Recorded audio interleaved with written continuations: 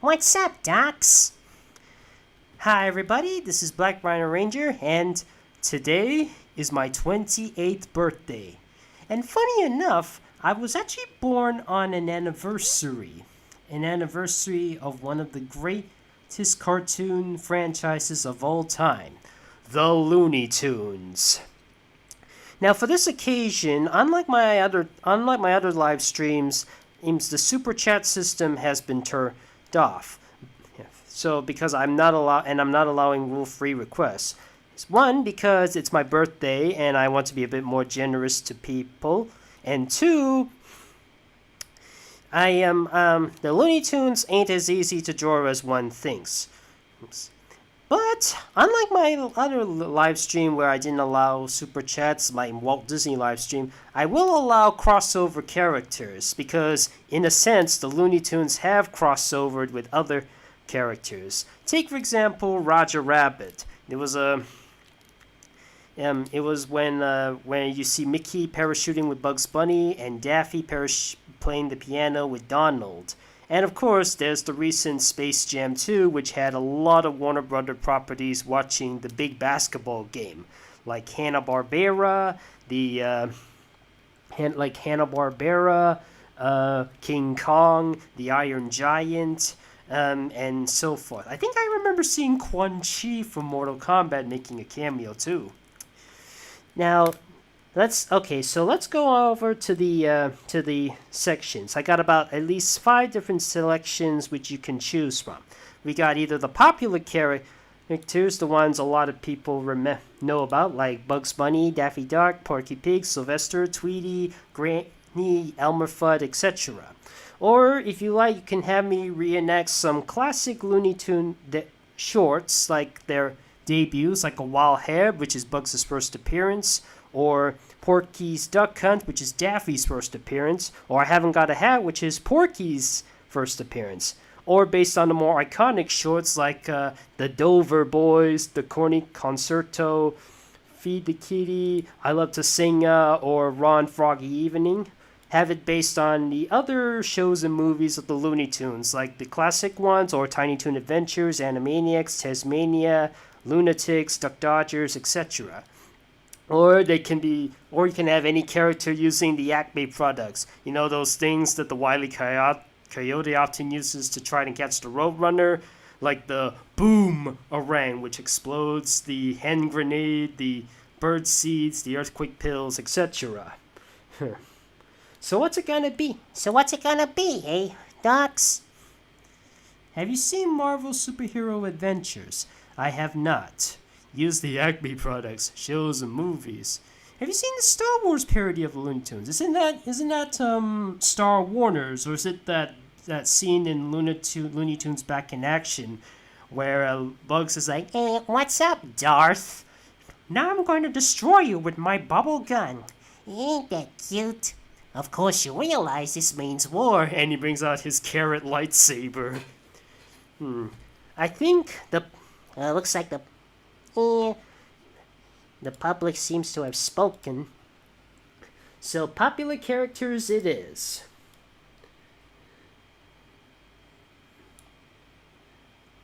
Wait just a minute, I need to get rid of something. Alright, let's start off with perhaps the most recognized of the bunch, Bugs Bunny. He's the tough stinker. He's the guy who can outwit his enemies, including Elmer Fudd, Yosemite Sam, Marvin the Martian, the Tasmanian Devil, and many others. So, Black Rhino Ranger. So, what do you want Bugs to do? Ask me to draw what Bugs wants me to do, or you can have another character interacting with Buzz, or dressing up as Bugs, or anything. Let's see. Oh yeah, the piano trap. I remember that. Isn't that the do do do do do do do do do do doink doink? That's wrong. Play that again. Do do do do do do do do do do doink doink doink doink doink. No, like this. Then Sam comes over and plays the piano for him. Do do do do do do do do do do do do. Kaboom! and Sam. In fact, that gag was used in about that gag was used in about 4 different shorts. The first time was in the Private Snafu shorts, the Situation Normal, all fouled up, and it was also in the one where Yosemite Sam and Bugs Bunny are competing to be mayor of a city, and there's another one where Daffy does it, and there's another one where Daffy does it, and it was in Showbiz Bugs, and another one Wile E. Coyote does it to the Roadrunner. Yes, that gag was definitely from Private Snafu. It's for those who don't know, Private Snafu is a series of shorts that about made during World War II. It was helped to educate soldiers of what to expect behind enemy lines, like booby traps. And when I say booby traps, I mean literally booby traps. There's a lot of gorgeous-looking booby traps. And the first thing Private Snafu ever came across is this.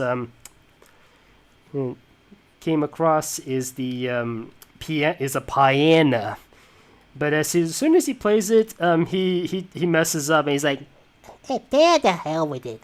I can never get the last note anywho." And then he goes for the women traps anyways, but then he kind of apparently he nearly set off the traps, but then as soon as he kind of escaped death, this little doll, which is based on a dictator, he plays a familiar tune, and then he rushes back to the piano and plays the piano correctly. The do do do do do do do do do do do do kaboom, and then he becomes an angel. And he's like, "Well, I guess we don't have to worry about no more booby traps." But then he starts playing his harp, and then he plays the same song, and it also explodes.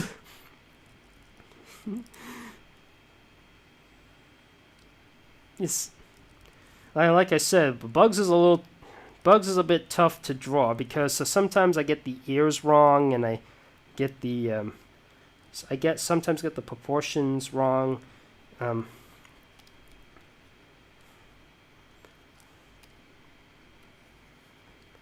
sometimes I sometimes have the ears all wrong. And I either make the opening too small or too big.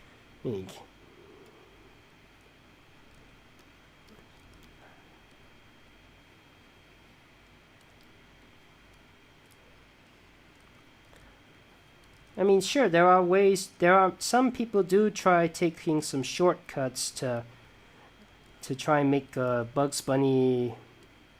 I mean, I could try drawing them in the style of some of the other shorts, or the other cartoons, like the Looney Tunes show, which is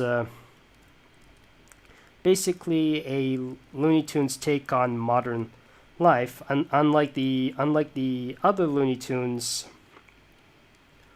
shorts, they're about only each episode is about 22 minutes long, and it focuses less on slapstick and more on verbal humor. And the ones I remember is when I remembered how do I say this? I do remember some of the episodes, like the one where Daffy becomes a CEO after having no experience in any job. He becomes He was originally a muffin man, but then he becomes a CEO, this guy goes, "Sir, the stock markets have turned. Shall we proceed as planned, or do we delay?" And Daffy has no idea what to do, so he finds somebody next to a muffin cart to decide for him. It was Pumer, and he goes, "Well, proceed as planned." It turns out he got the wrong guy. He actually got somebody who's actually guarding the cart for the actual Muffin Man. And the actual Muffin Man goes, ugh, I would have delayed if I were you. Thus, the corporation got shut down and hundreds of jobs were lost. And Looney Tunes does specialize on slapstick, but it does have some clever wordplay as well. Oh.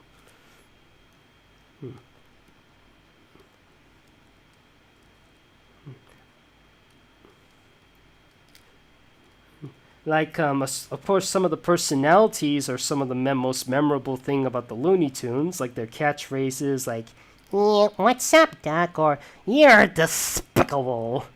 And sometimes another thing that makes Looney Tunes memorable is sometimes they would mix up their dialogue or get some of their dialogue a bit wrong. Like instead of "na," they often say egg. Like, boy, I say, boy, what is this? Egg? Oh, well, you know, I'm a mother.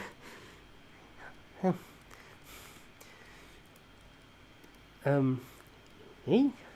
So that's Bugs Bunny for you, and let's dream the guests. Let's draw some guests. Oh, hello, Travis Dragon.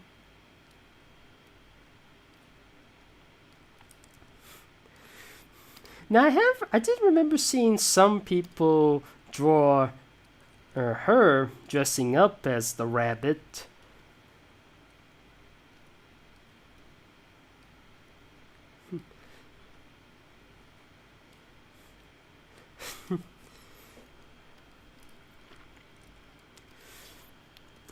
Now before Bugs Bunny is who we know today, he originally started off as a character named the Happy Hare, and I think his first appearance was Elmer's Candid Camera, where Elmer was supposed to wanted to take a picture of a rabbit, but the rabbit unfortunately keeps fouling up his photography plans. So Elmer decided. So then Elmer goes nuts, and then he just goes insane that the rabbit keeps foiling his capturing plans. Now I heard that short nowadays isn't well beloved. I mean, Chuck Jones did say that he wasn't too pleased with it. Like he said, he kind of struggled on developing the personality of the character. He said that it would be complimentary to call the short sluggish. He suffered at my hands, but I managed to cope with it. Perhaps the kindest thing I would say about the short is that it taught people what not to do and how not to do it. So yeah, you can tell that Chuck Jones wasn't particularly fond of this cartoon back then, and thankfully Tex Avery would help retool Bugs Bunny into who we know him today. But there was even a time when Bugs had a different voice. instead of this type of voice, which is like a combination of the Brooklyn or the Bronx, He was more like, Frank, speaking like an old man. What you got in there, Doc? a rabbit, A what? a rabbit, a little gray rabbit. And then Here's your home, Mr. Rabbit. Ain't it lovely? frankly, old dear man, I don't like it. And then he goes mumbling to himself, and then so he's like, well, what's this? Your dinner. What? My dinner? What do you think I am, a rabbit? I'll starve before I'll eat this stuff. And then he just keeps eating what Elmer provides for him. That's how I'll do. I'll starve. You ought to be ashamed of yourself. It's disgraceful. And he just keeps on munching. Some would say that that Bugs is just being sarcastic with what he's saying, and this joke is just based of irony. But I heard not a lot of people like this portrayal of Bugs. But nor do they like Elmer's pet rabbit, except for the scene where he goes, "Turn off that light," which is also another common Looney Tune gag.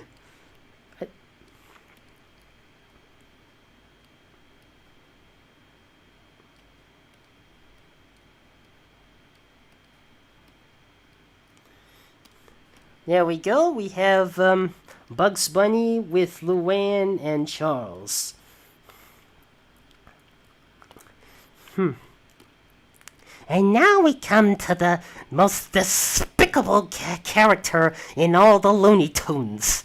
In fact, he is such a big rival to Bugs Bunny that the stuff he does can be seen as, well, despicable.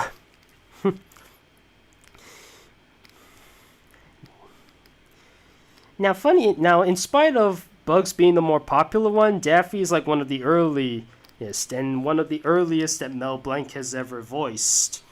Who's Quexley?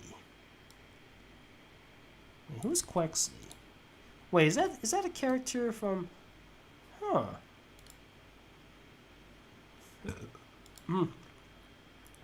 Let's see. Daffy's personality is clearly what I would use as IOC character for Ellie Tunes.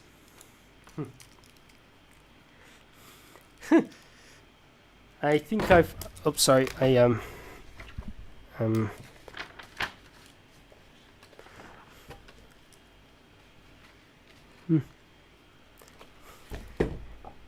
Now,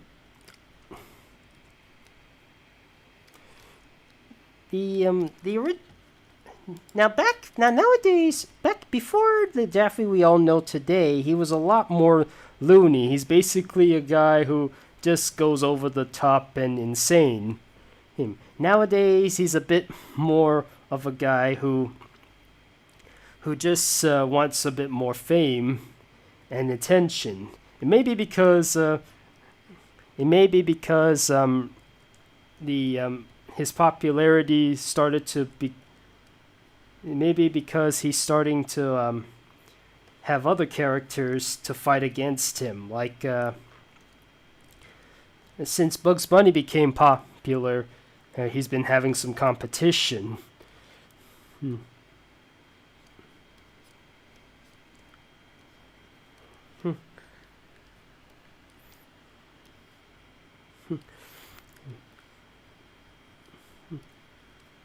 But before, he was just like, nowadays is, I'm rich, I'm famous. You see,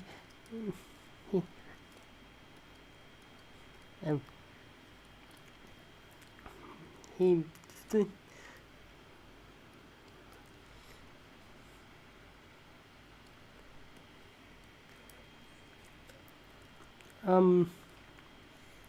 One of Daffy's now another funny thing is that Daffy's voice when Mel Blanc voiced him, he basically just used his Sylvester voice. And this was long before he even voiced Sylvester. And they just sped up his voice. Like, in fact, he always just spoke like this. Like, instead of just saying that bunny is despicable, he says, "That bunny is despicable." Oh.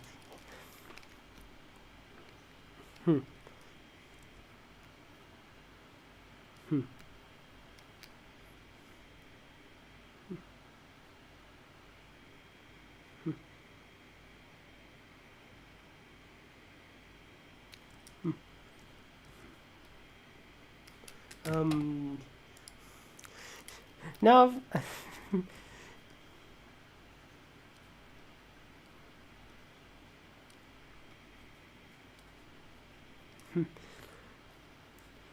entertainment just loves ducks.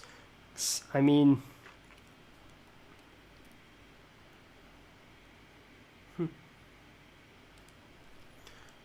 I mean, there's a time. I mean, how many ducks were seen in a lot of fiction? There's a time when um, I mean, aside from Warner Brothers, there's of course Count Duckula. There's a lot of Disney characters who are ducks. There's the Mighty Ducks. There's um, DuckTales. There's Darkwing Duck. There's I don't think I'm doing the beak right. Let me just try that again.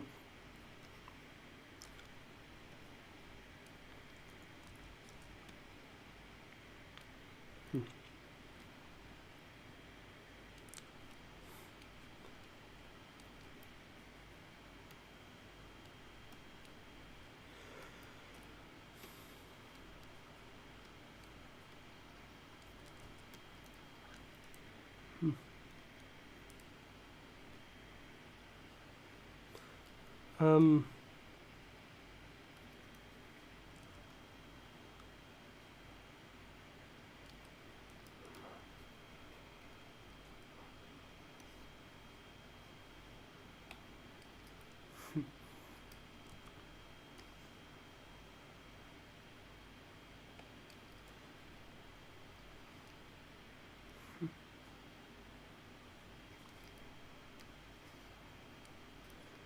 Okay.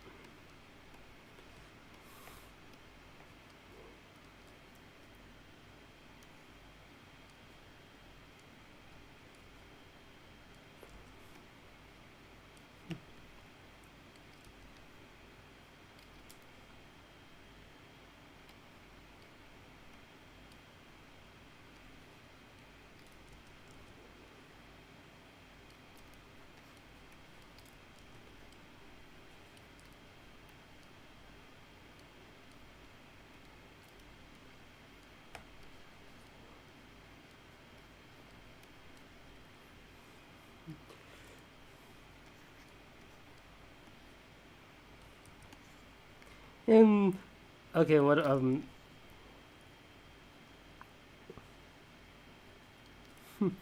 which duck do you think would win? Donald Duck, Count Duckula, Daffy Duck, Howard the Duck, Duckman, Darkwing Duck, Scrooge McDuck? Think- Which other duck? Let me just do the thing a bit more.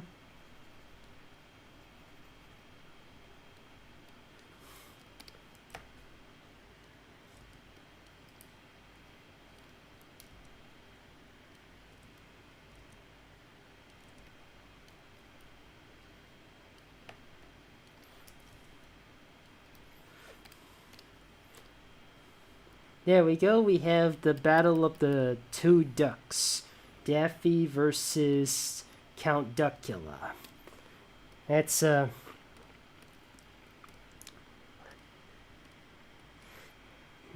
now we come to our favorite character who stutters a lot. The unexpected star.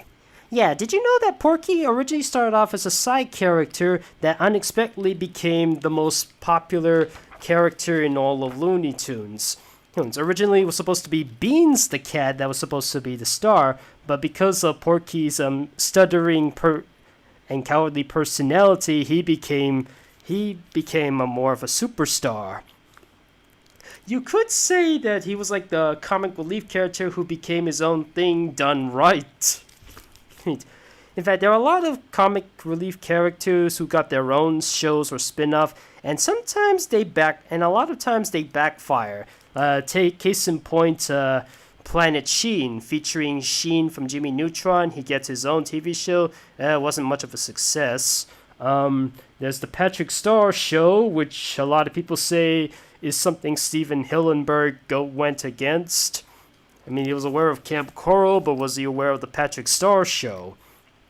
Oh, and but there are times when it does work. I mean, there's Timon and Pumbaa. That's a show I endure.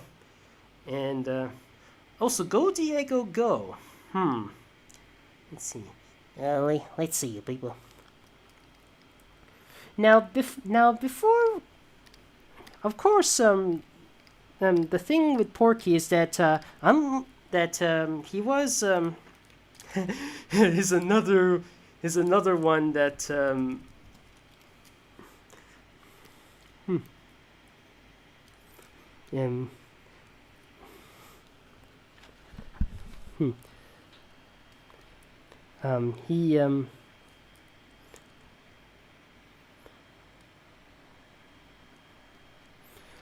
yeah, he's not.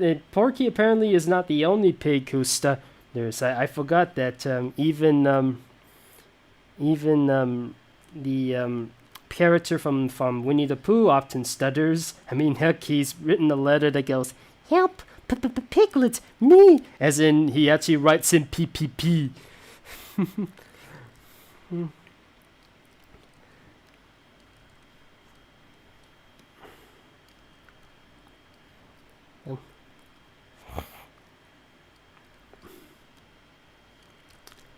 Now, here's another odd thing. Porky Pig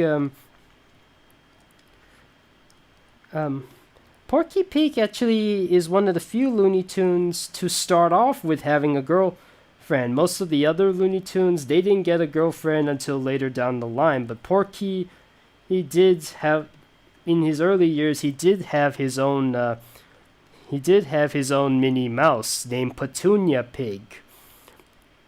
You might not know her in the classic cartoons, but you might have known her in something like Baby Looney Tunes, where Porky is inexplicably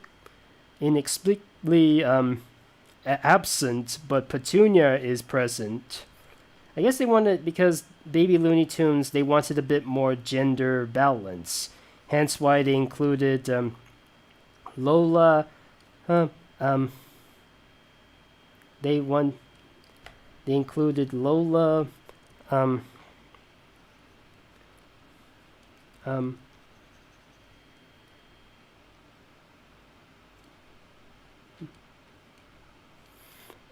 they included Lola, Melissa, and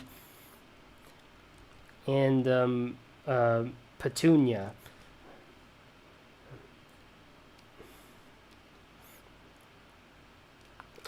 And yet, Petunia and Melissa, they're absent in most of the other Looney Tunes properties. They did create another girlfriend for Daffy. I've forgotten her name, but she's quite different from Melissa Duck. Oh yeah, I forgot. Piglet doesn't really have any. He does have a thumb though.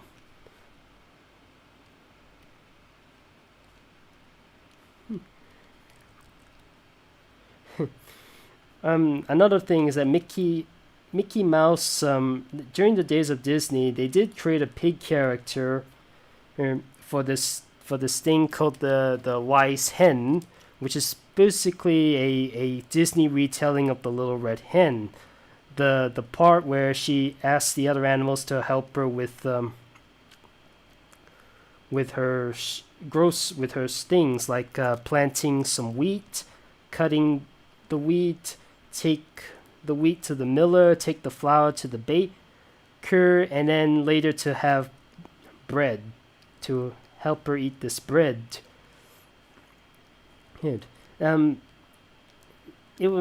This pig, he speaks in his piggy grunts, and another character that tags along would be the very first appearance of Donald Duck, where their excuse is that they're sick. So what does the hen do? At the end, she gives them castor oil. But Porky, his is quite thanks to Porky's personality, he's more memorable than that pig from Disney. And another thing is that he wasn't originally voiced by Mel Blanc. He was actually voiced by an actual stutterer. But I think his name was Joe Daughtery. Unfortunately, his recording session took hours. It took hours to record. I mean, back then they didn't use digital tapes or anything. They used that little reel thingy which records all the voice things. And since there's only a limited amount, recording this for hours must have been so stressful and expensive. So after a while, they decided to fire him because of that he couldn't control his stutters, and they hired Mel Blanc to take over. And now we come to another guy who drools a lot. But this time, he's not after wealth or fame. He's only after the little bird. Suffering succotash. It's Sylvester the cat.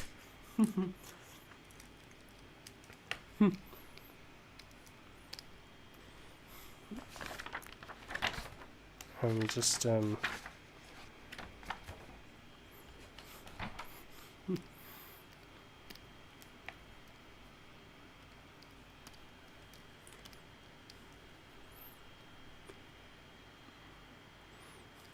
Another thing with the Looney Tunes is that you don't always have to follow the characters' anatomy. It was one of the times when you can always have characters go off model, especially with the eyes.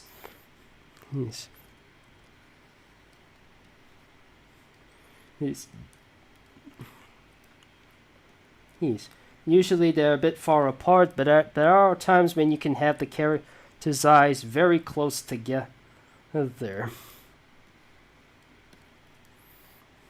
And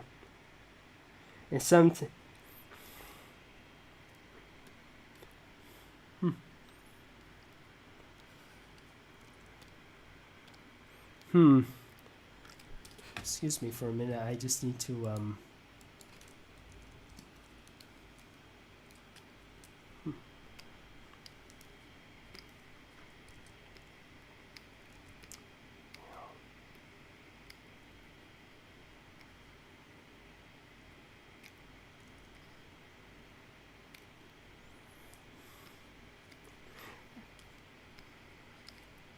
Did you know that in Sylvester's first appearance is actually pretty it's actually pretty depressing at this day and age, because he didn't hunt Tweety Bird. He appears in a different short before him, but his first appearance, there's this parrot who got kicked out of his house because his wife got angry at him. Now, because he got kicked out, he says, "Lovebirds can't live without love, so I'll have to end it all." And then he then thinks about a variety of ways to end it all, like jumping off a building, getting run over by a train, having a shotgun to his head. But in the end, he thought about getting eaten by a cat. And then he sees Sylvester, and okay, I'm just gonna color Mew for a minute. Then he sees Sylvester, and then Sylvester sees him. He's like, "Oh boy, a squab, suffering succotash, a squab." But as he tries to eat the bird, then he pauses for a minute, and then he's like wondering, why is he not moving? Why is he not running away from me? The bird then says, "What's the matter, Mr. Pussycat? Aren't you hungry?" "Certainly I am, but there's something not right about you. You didn't even scram. You just want me to see. You just standing there waiting me to eat you. Yeah, you're probably poisoned. You just want me to eat you so I'll die. Please eat me, Mr. Pussycat.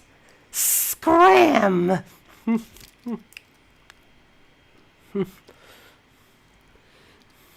So then he tries throughout the entire episode to get himself eaten by Sylvester. Here. In just a minute. And then he tries to many ways. For example, he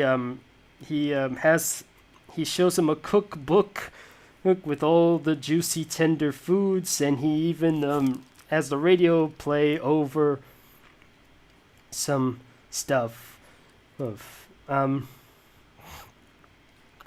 He's like, are you ready to eat me now, Mr. Pussycat? No, no, I'd rather die first. Then Sylvester starts becoming super skinny. So then he's like, okay, I'll do it. I might as well die. But then, just before he can eat the bird, a telegram came in and tells Tweety and tells the bird that the sweetie puss, the bird, has moved out. The female bird, she moved out. And say, that's okay, Mr. Cat. You don't have to eat me anymore. Well, I haven't changed my mind. And then Sylvester tries to eat the bird. And then unfortunately, worse comes to worse, the wife comes back. She's changed her mind, and then the bird is like, Here, pussycat, where are you? You can eat me now. It's very, very disturbing.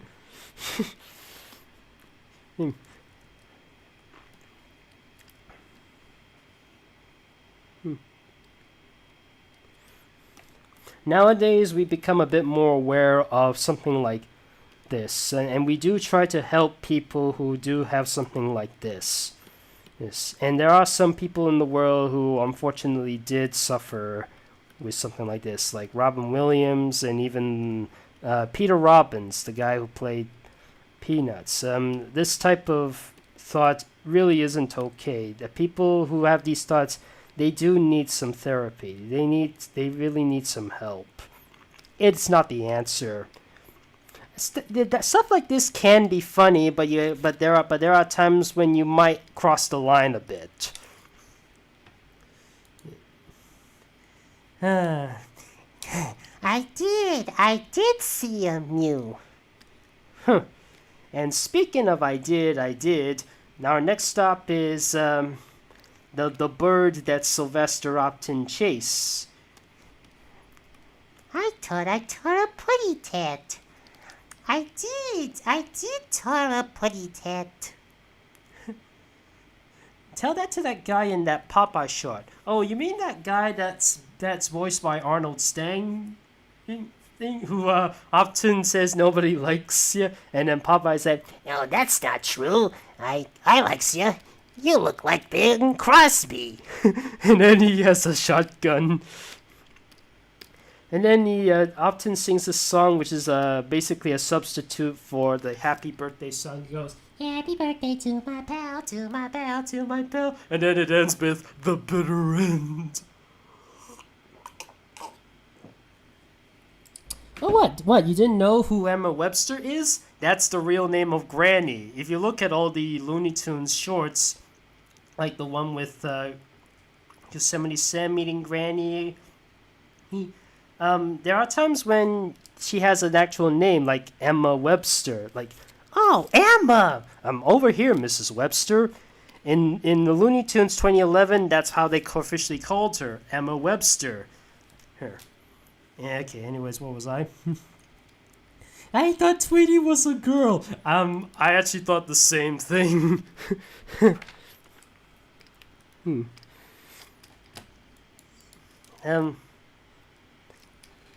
Alright, actually, what was it? What's that other one again? What was it?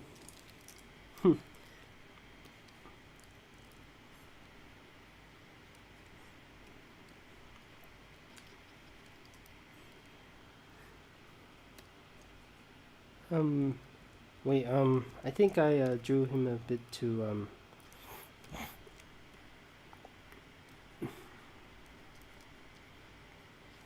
And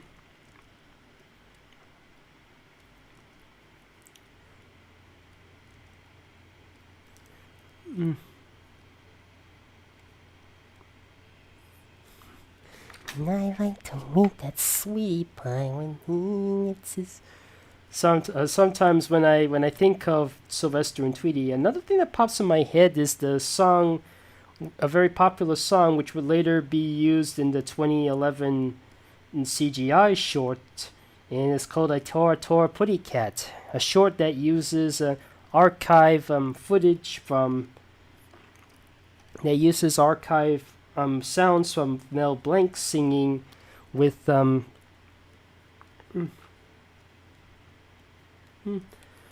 with some CGI visuals. I will say they did a very good job. They did a pretty good job with the CGI visuals, but I don't think CGI is really super suited for the Looney Tunes. It can work, but that's not what they're usually known for.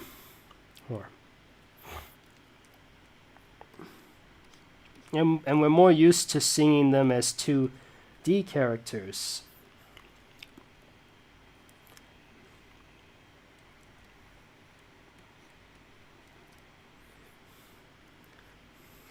Did you know that in his first appearance, he started off bold. He did not have any feathers. He was pink, and the first cats he faces again were Babbitt and Costello. Oh, Costello is like help, Babbitt, help, help, help, and Babbitt is like, come on, stupid, get the bird. Oh, give me the birds, give me the bird. If the Hayes office would only let me, I'd give him the bird, all right. And there's another iconic scene in that short, which would later be used in something else. The scene where Tweety pulls the fingers of Costello, and he's like, this little piggy went to market. Babbitt, Babbitt, this little piggy stayed home. This little piggy had roast beef, and then he drops to the ground. Oh, what do you know? I'm out of piggies. That scene would later be used again in. The Roger Rabbit movie, where Tweety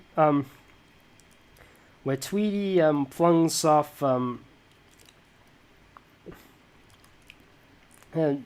pulls off the fingers of Eddie. Oh, look, piggies! And of course, Mel Blanc returns to voice the character. Oh, hi, Tweety. This little piggy went to market. This little piggy stayed home. This little piggy had roast beef. This little piggy has Oh, what do you know? I'm out of piggies. Yes.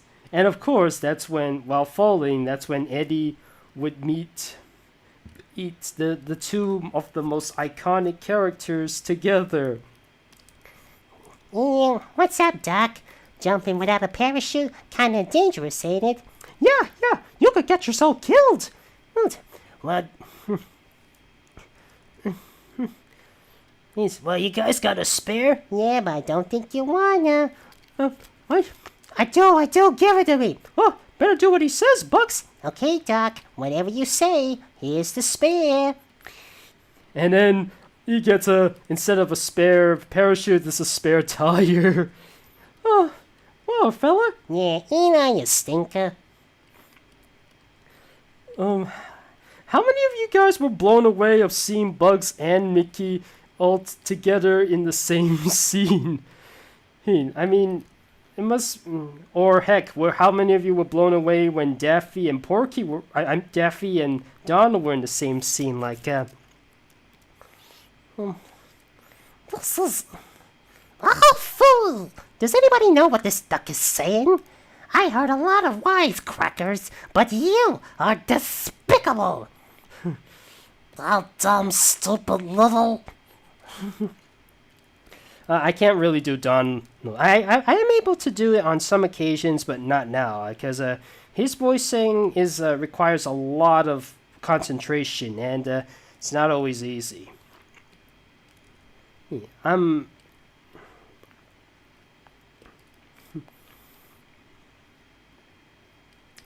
I think I'll have to fix on his shoes another time.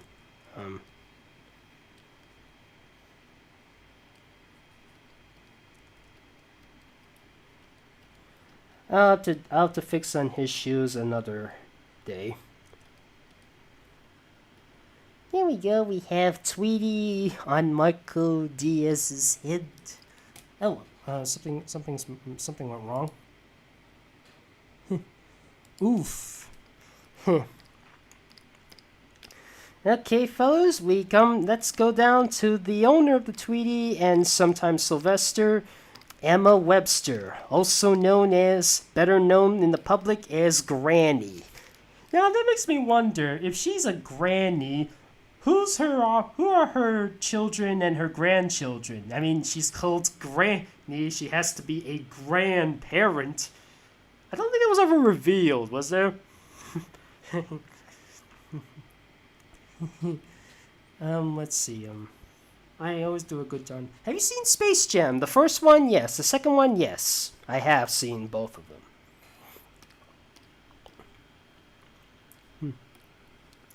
them. Let's see. Maybe she's be like Uncle Grandpa. That makes a bit too much sense.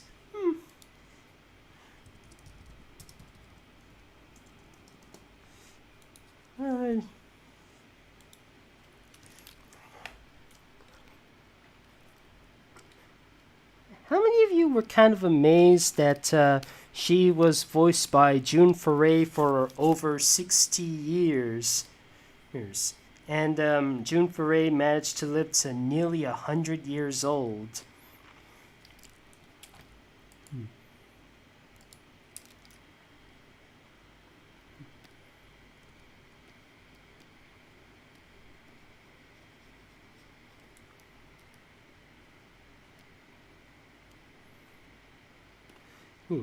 And heck, in Baby Looney Tunes, she was like like a caretaker for the young Toonsters, and Baby Looney Tunes was a show where the recording studio was mainly in Canada, and we have some well-known Canadian voice actors like Sam Vincent as Bugs Bunny, and even Britt McKillop in her first voice role as Lola Bunny, and she will also be later known as the voice of Princess Cadence in My Little Pony: Friendship is Magic. And she was like the only child actress to voice in the show at the time.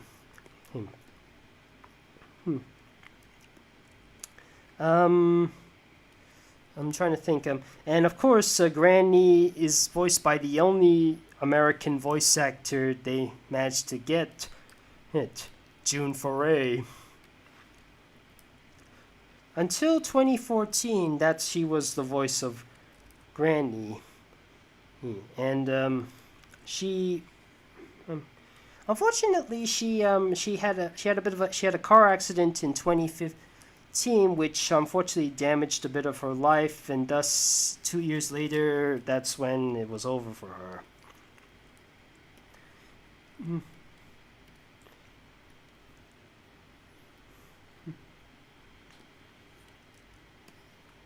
Now, what book is she trying to read? Is she telling to youngsters?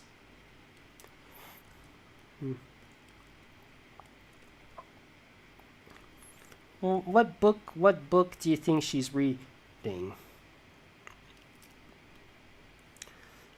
Nowadays, nowadays Granny is voiced by Candy Milo, who had a hand in voicing her descendant in Lunatics Unleashed, Green Granicus.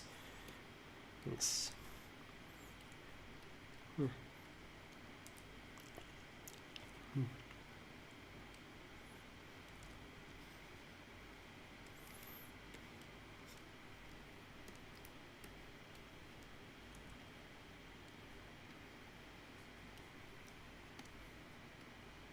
Okay, let me see. What books is it? Were there any Beast Wars voice actors in Baby Looney Tunes? Yes, there's Ian James Corrett. The guy he voices Taz in the Looney Tune in Baby Looney Tunes, and what was that? What? Okay, and he's the voice of Cheetor in Beast Wars. Okay, so what's the book you guys want me to include? I want to include a title for whatever Granny is reading.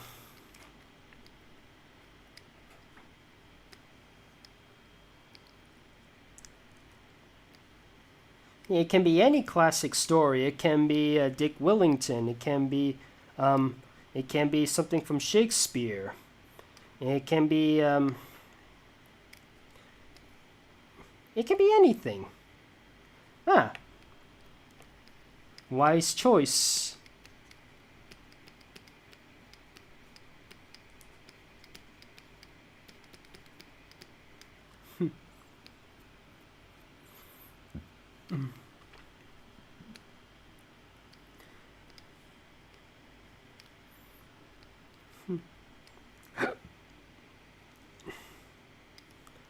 I think I just have a stool. And it takes me a bit of a while to draw the rocking chair. So yeah, fellas, it's Green Eggs and Ham for the book. Emma Webster, or Granny as everybody likes to call her, is done.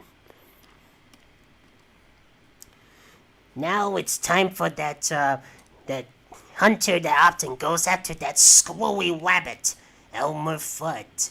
Be very, very quiet. He's hunting rabbits. Sorry, need a little drink.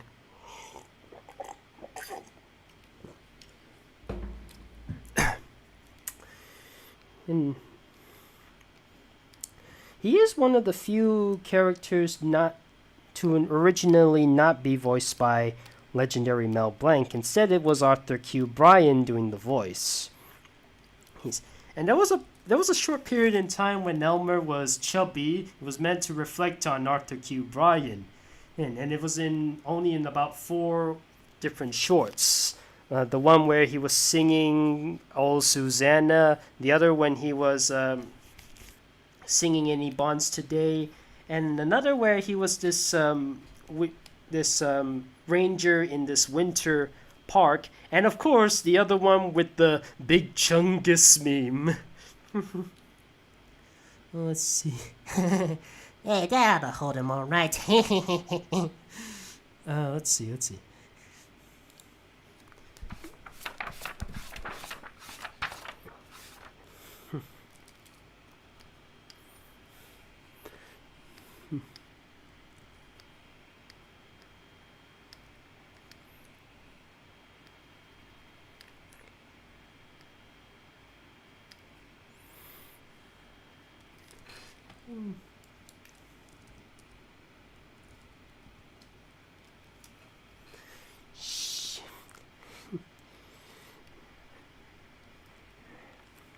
Now, before the Elmer Fudd we all know today, his original character, the original version of him was called Egghead, and he was a hunter for Daffy. He was a hunter for Daffy Duck.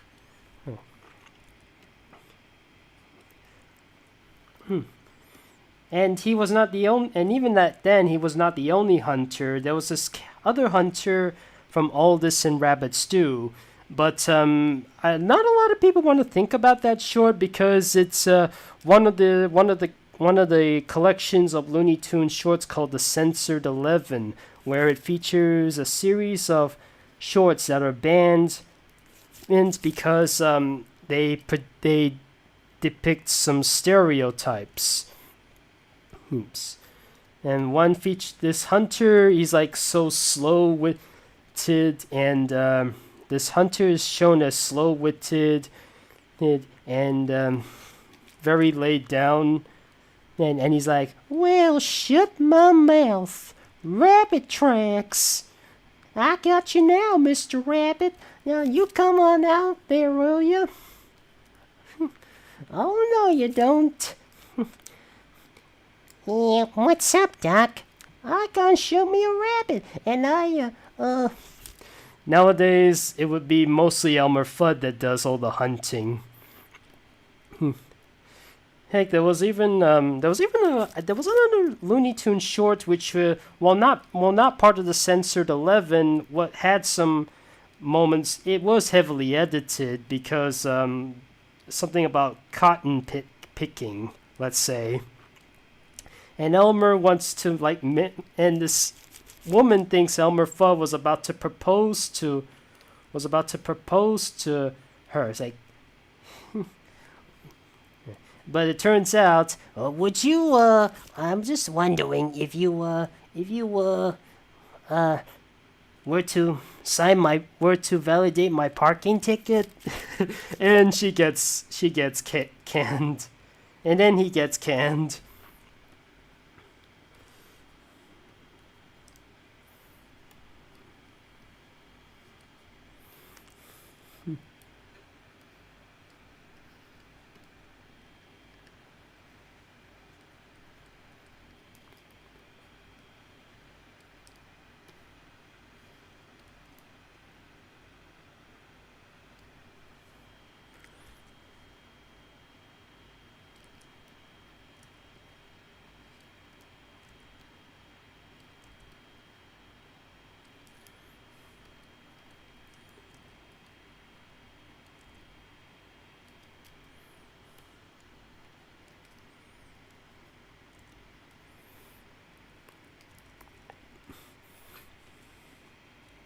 Of course, there's the famous Looney Tunes short where Elmer goes after both Bugs and Daffy, called Rabbit Fire, where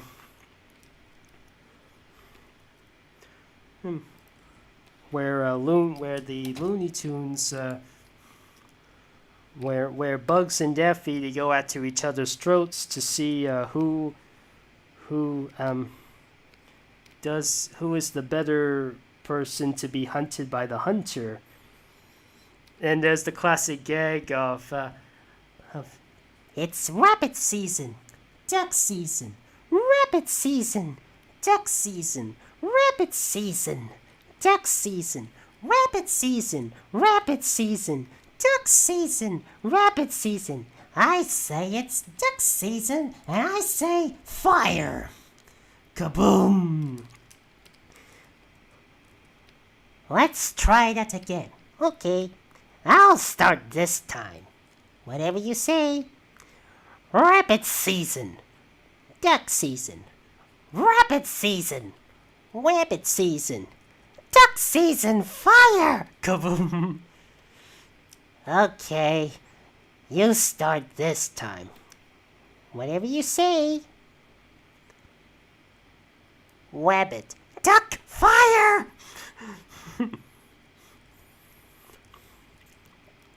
And the last shot, he's like, What's the matter? Everything upside down. his head is upside down. Is this strange? Can't have any heads or tails. Okay, I think I'm giving up on.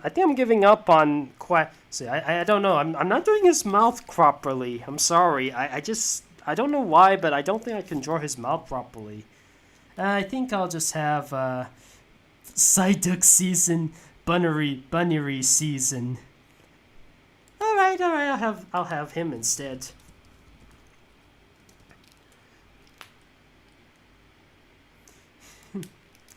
uh.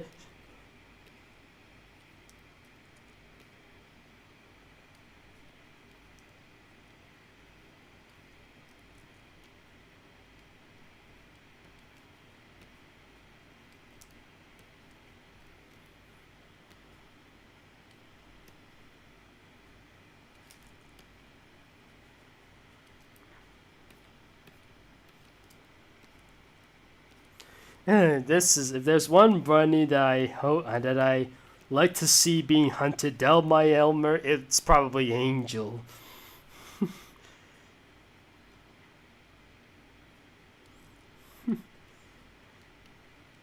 In fact, I would put him into some rabbit stew right about now. In fact, whenever Bugs Bunny is ever brought up, sometimes the people keep thinking about Rabbit Stew, especially with another character I'll be talking about.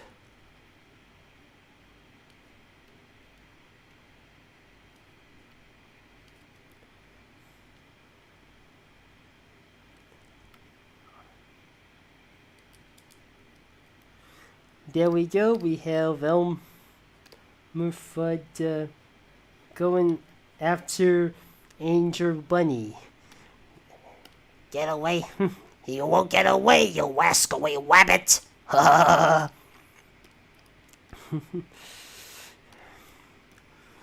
Great Hornetoads. Next up is Yosemite Sam, the roughest, toughest, mean old mean that's ever been on farm.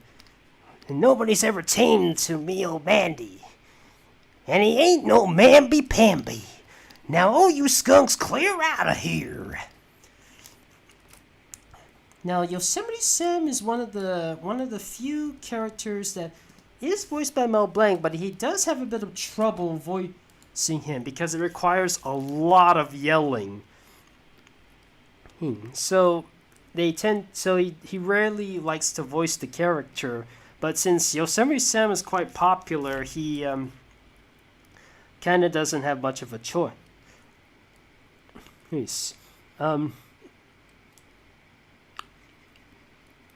So during recording sessions, Mel Blanc would record one Yosemite line. They pause for a bit to clear his cough, and then he to clear his cough, and then he would record again after his recovery. Similarly, Mel Blanc would, when it comes to a carrot, he would nibble on a bit of the carrot and then say the catchphrase of "Ian, what's up, Doc?" And then he would spit the buck. And after the recording is done, he spits out the carrot. Rumor has it that he was allergic to carrots, but he said but then it was revealed that he only did this because of time constraints. Also, here's another thing I've noticed throughout the years of seeing the Looney Tunes. Yosemite Sam has like two different well-known designs. I mean, if you look at his mouth, in the first few episodes of the Looney Tunes, his mouth was like all clean, his lower lip. But in the later incarnations, his lip is part of his mustache. It's like completely bearded. Do you guys prefer it when his mouth is completely mustache or bearded, or do you like it when his lower lip has a bit of a shave? Let me know. Do you like the shaved lip, or do you like it all bearded? And now he's voiced by Maurice LaMarche. There are some like Elmer Fudd with Batman, Yosemite Sam with Jonah Hex. Oh wait, are you talking about that Looney Tunes DC crossover they once did? The shaved lip is fine.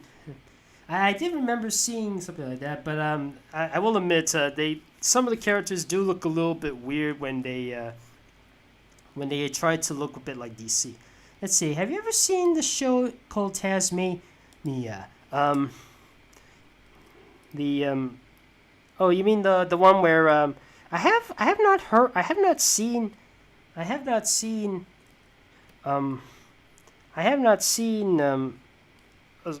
okay, I've not seen Tasmania, but I have heard about it, and I did use its intro for one of my videos, where I basically just used that song and used Crash Bandicoot footage. And funny enough, the singer of the Tasmania theme song is by Jess Harnell, who is also the voice of Crash Bandicoot in most games. And funny enough, Jim Cummings, the voice of Taz in Tasmania, he once had a hand in voicing he also once had a hand in voicing the singing for the Crash Bandicoot theme song for those unused, traditionally hand-drawn animated cutscenes. Actually, I'm going to be very honest. When Yosemite Sam is angry, I think that's... When he's happy, I think the bearded lip version is the better fit. The shaved lip version, I think it's better off when he's constantly angry. But when he has a bearded lip, I think that's when he's I think that it suits him better when he's happy.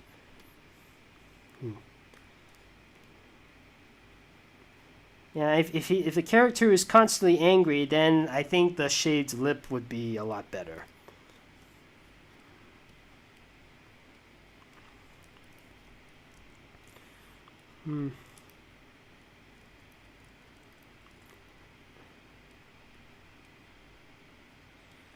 Now, although Mel Blanc was still alive during the days of Roger Rabbit, he was no longer able to voice Yosemite Sam because of his age. As a result, they called in a voice actor who would later take over Mel Blanc's other roles, Joe Alasky, in Who Framed Roger Rabbit, during the scene where Yosemite Sam goes, "My biscuits are burning! Great horned toads, that's smarts!"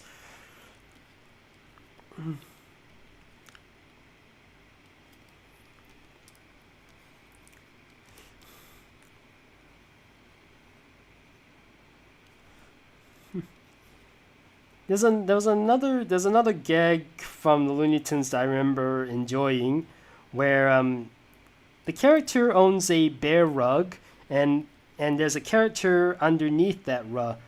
He's either disguised as that bear, or he looks like he was about to be eaten by the bear, and the owner of that rug then starts shooting at the bear rug, and thinking it was playing possum for 20 years. It only happens about twice, and one where Yosemite Sam unintentionally saved Bugs Bunny. That's a first. And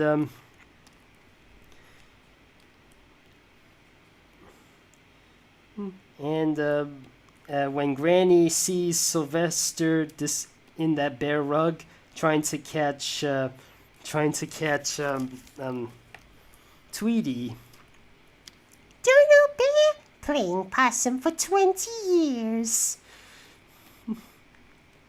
I was like thinking to myself, playing possum for 20 years. I mean, how do they survive after all these years of starvation? I also used that gag in one of my animations. It was one of my Chinese New Year animations during the tiger. And Gil Grunt was just doing a little harmless prank by using a fishing rod to rise the tiger rug. Trigger Happy sees it, but instead of being scared by it, he brings out a gun and says, "Playing possum for 20 years, eh?" And he shoots the thing. There we go, we have Yosemite Sam grilling up some nice steak. Would you like some Tabasco with that steak? And now we come to the alien who wants to blow up the Earth because it distracts his view of Venus, Marvin the Martian. And what does he use? The molecular Q36 explosive space modulator. That's what. It's like Spino from Steven Universe. What are you referring to exactly?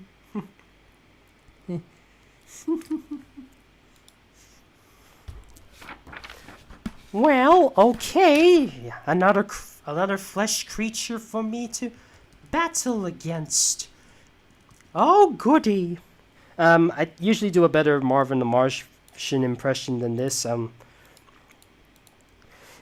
When Marvin the Martian first appeared, the original voice for him was a little bit more nasally. It wasn't like the one we know today. It was a little bit more like this, like, "Oh dear, this is most inconvenient. I'll have to send in some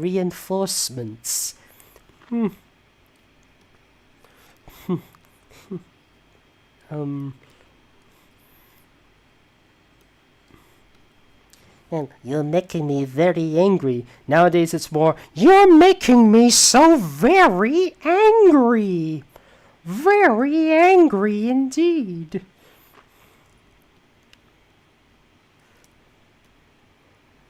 Now, tell me, fellas, do you prefer it when Mel Blanc voices Marvin the Martian, or do you prefer Joe Alasky as Marvin the Martian? And like the time he voiced Marvin in Duck Dodgers in the 24th and a half century, the 2003 one. And funny enough, the 2003 version of Duck Dodgers came out on the 50th anniversary of the original Duck Dodgers shorts in 1953. And in case you don't know what happened in that short, it was when Marvin is when Duck Dodgers finds a planet named Planet X. He goes, I claim Planet X in the name of the Earth. I claim this planet in the name of Mars. Isn't it lovely? Look, Bob, I already claimed this bit of dirt for the Earth, and there just ain't room enough for the two of us. I do believe you are right.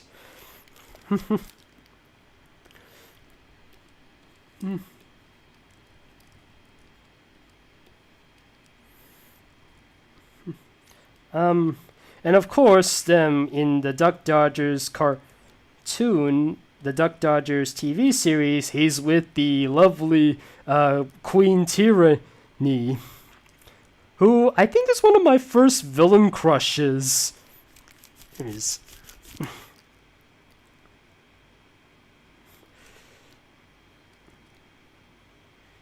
Now, at the end of the live stream, I will be allowing at least one or two additional characters anybody can pick. Maybe Queen Tyranny might be one of them, or maybe another classic Looney Tune character like the Goofy Gophers, or some other characters I didn't enlist. In case if you have some favorites I left out, you can always request me that when we reach the end of the live stream. Now, some of you might be wondering, why does Marvin look like a gladiator? He was actually modeled after the Roman god Mars.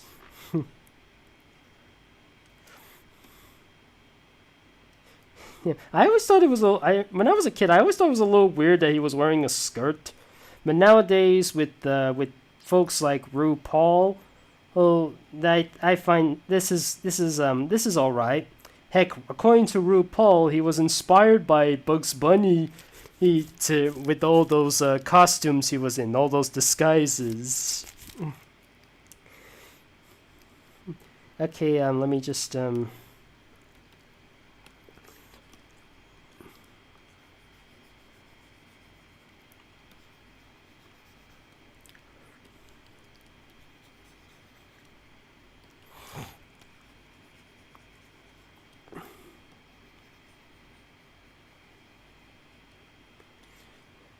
Another funny thing is that Marvin was not called Marvin in his original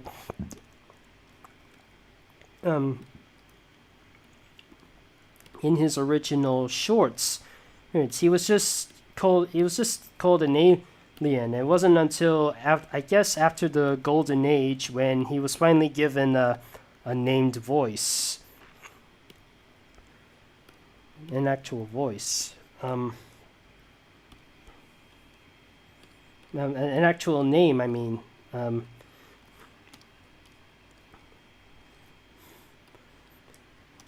There's also there's also this dog companion named Kanon. I often think that Kanon is robotic. I don't know why, but he just does.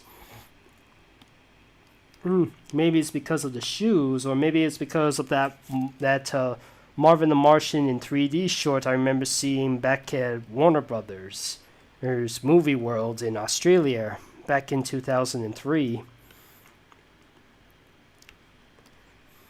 You can see the short on YouTube. It's available.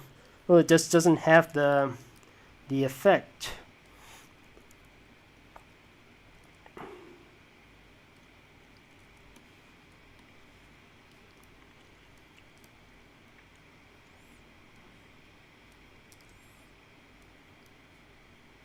I think it was like the first. I think it was like the first. It was like the first 3D experience I ever went to.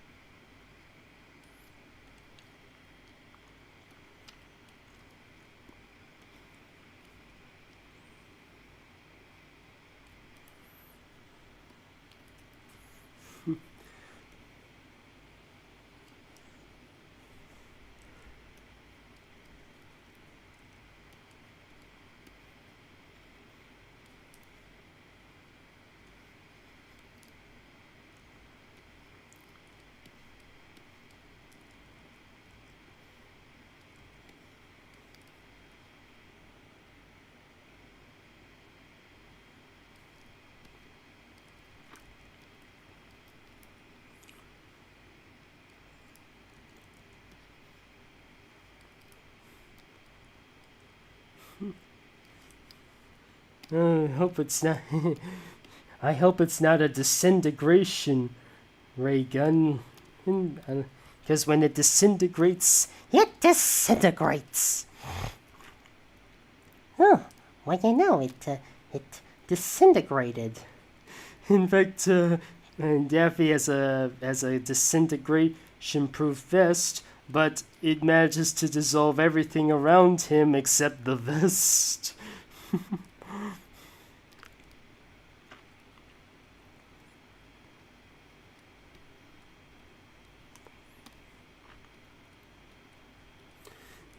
There's also a group of characters that look like something out of Earth, just like K9, but like Marvin, they also don't really have much of a mouth. They're called the Instant Martians. Just add water.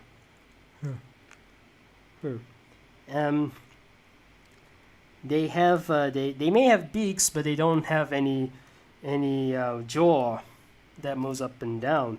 In fact, K9 is like the only one that has a visible mouth, while his master doesn't. It's like a reverse It's like a reverse of Wallace and Gromit, where the dog has no mouth, but the owner does. But for this occasion, the dog has a mouth, but the owner doesn't. I'll color Atomic Betty another day. So. That's her taking out the Martian. Marvin was on our most wanted list for some time, Betty. So much for a dead breadwinner character. The less I hear about any breadwinners' requests, the better, I guess. And speaking of birds, now what's down here on the list? Oh yes, our favorite chicken to I say our favorite chicken, everybody. Fog, I say your foghorn leghorn. That big roaster who often tricks characters into thinking that somebody else is a chicken. You see that house over there, boy? That says D-O-G. That spells chicken. Go get 'em, boy. Those water-activated toys experiments or Lilo and Stitch. K9 is often termed for robotic dogs, I feel like. I say. Now, anybody want me to...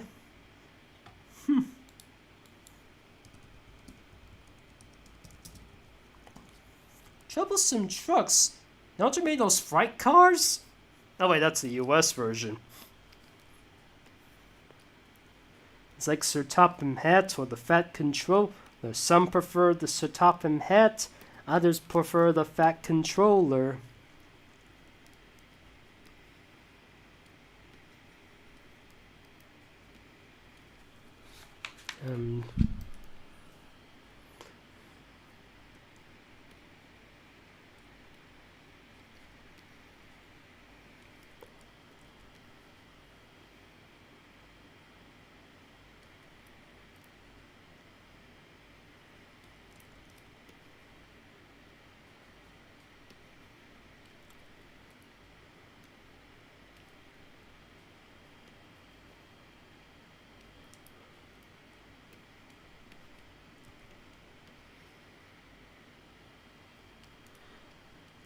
In case you're wondering, no, I'm not drawing this based on the All Engines Go version. I'm trying my best to replicate the original version, the one with the models.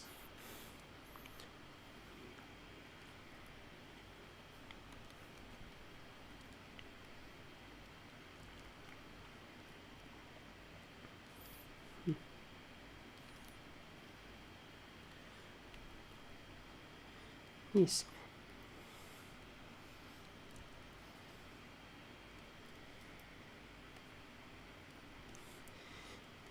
Now, Foghorn Leghorn didn't originally star like Porky Pig. Foghorn Leghorn sort of started out as just a side character, but he later became popular in his own. And later became a more popular character as the time moved on, and he became his own star. In fact, it was the Chicken Hawk that was originally supposed to be the main character. Here.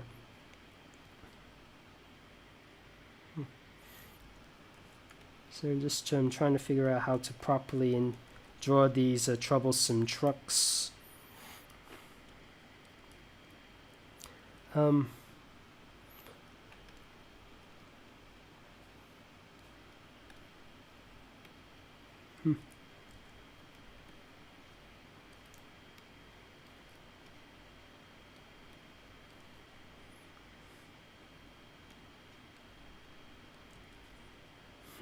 There's even one point in history where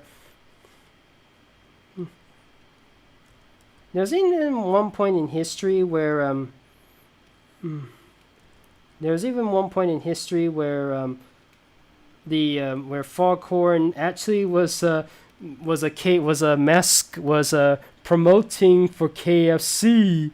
Yeah, he's promoting cannibalism. And he's not the only one who does something like that. There was a BoJack Horseman episode where they decide what's friends and what's food.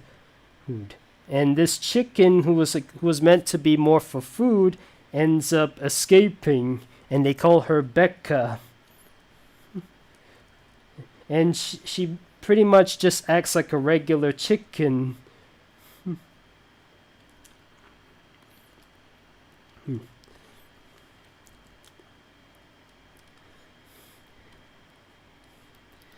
Then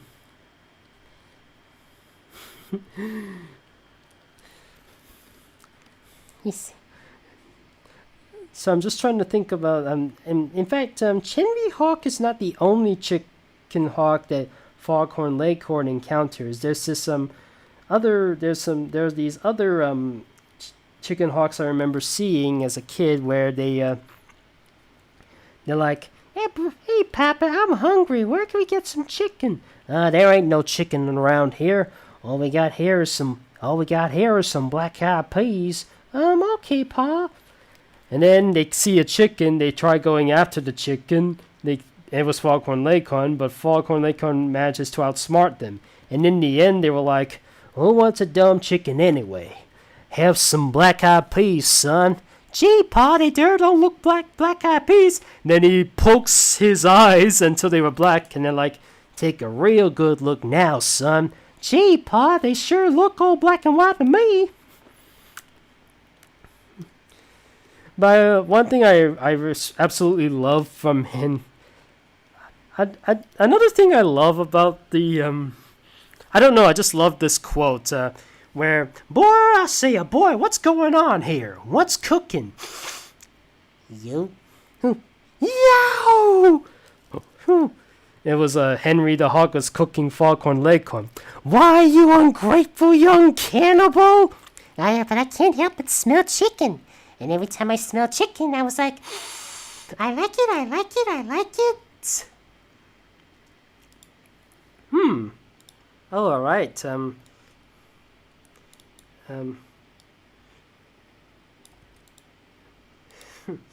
Now here's another interesting piece of controversial history. Speedy Gonzales, the fastest mouse in all of Mexico.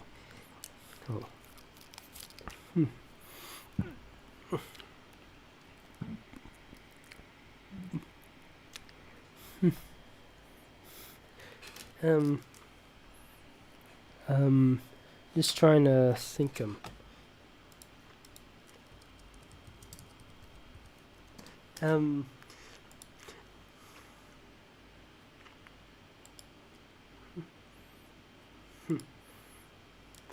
There's one moment when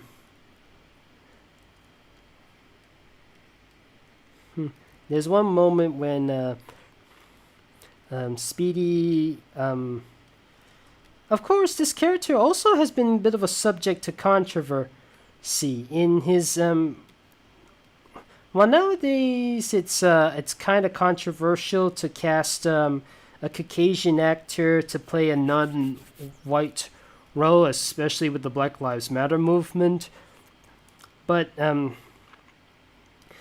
before that, now when they got the rights to the Looney Tunes for TV, they were planning they planned to not air the Speedy Gonzales shorts because they thought the Mexicans, anybody of Hispanic descent, would find offensive. But funny enough, Speedy actually was very well praised by the actual his folks of Hispanic descent. They actually love Speedy Gonzales, and they wanted him to be on TV, and thus we were able to hear Speedy Gonzales once again. Nowadays, he'd be voiced by those who actually were Hispanic, like I think Carlos Ellis Rockaway once voiced him. I can't remember, but there was also what was that guy again from Space Jam: A New Legacy?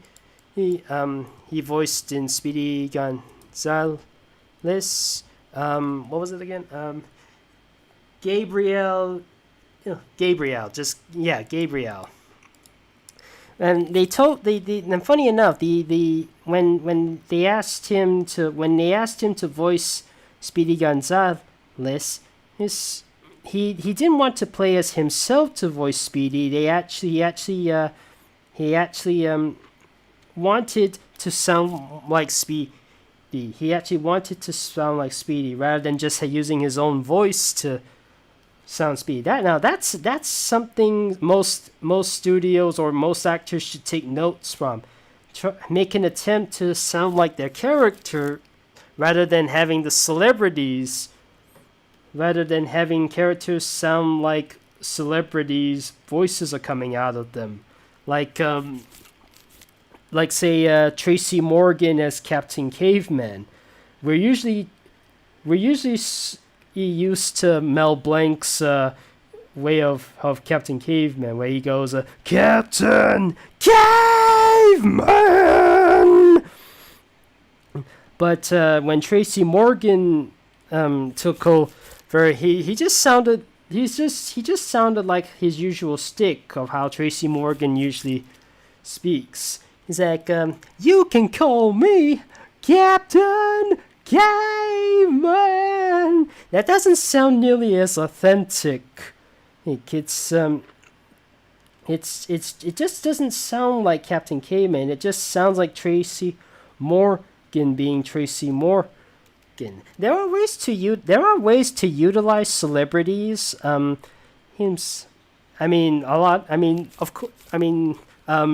Tony. We are familiar with Tony J, the late Tony J, with his baritone-ish, cynical, villainous voice for characters like Judge Frollo and Judge Frollo, or even Shere Khan in some incarnations.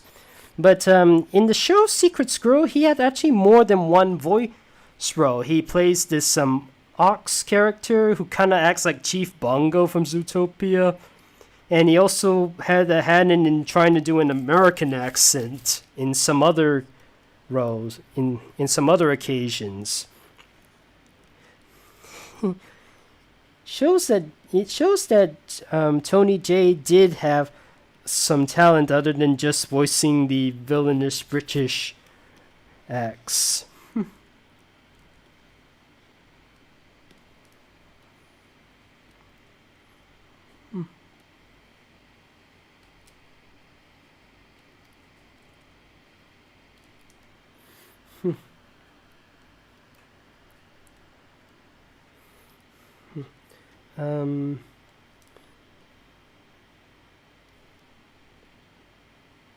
And by the way, this ain't the only Mexican character that Mel Blanc has voiced. Aside from other mice like Slowpoke Rodriguez or some other mice that he has voiced, there was during the Jack Benny program, he once voiced this character named Cy the Mexican, who's basically a man of a few words, and it goes something like this. Somebody comes up to him and he go, "Hey, you come here to work?" And Cy says, "See." "Yes. Is that your boss over there?" "See." "What's your name?" "Cy." "Cy?" "See."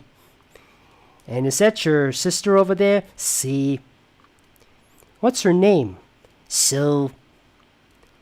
"Sue?" "See." "And what does she do for a living?" "So." It's something like that. That's what I heard from Mel Blanc's interview with it was in an interview with Mel Blanc.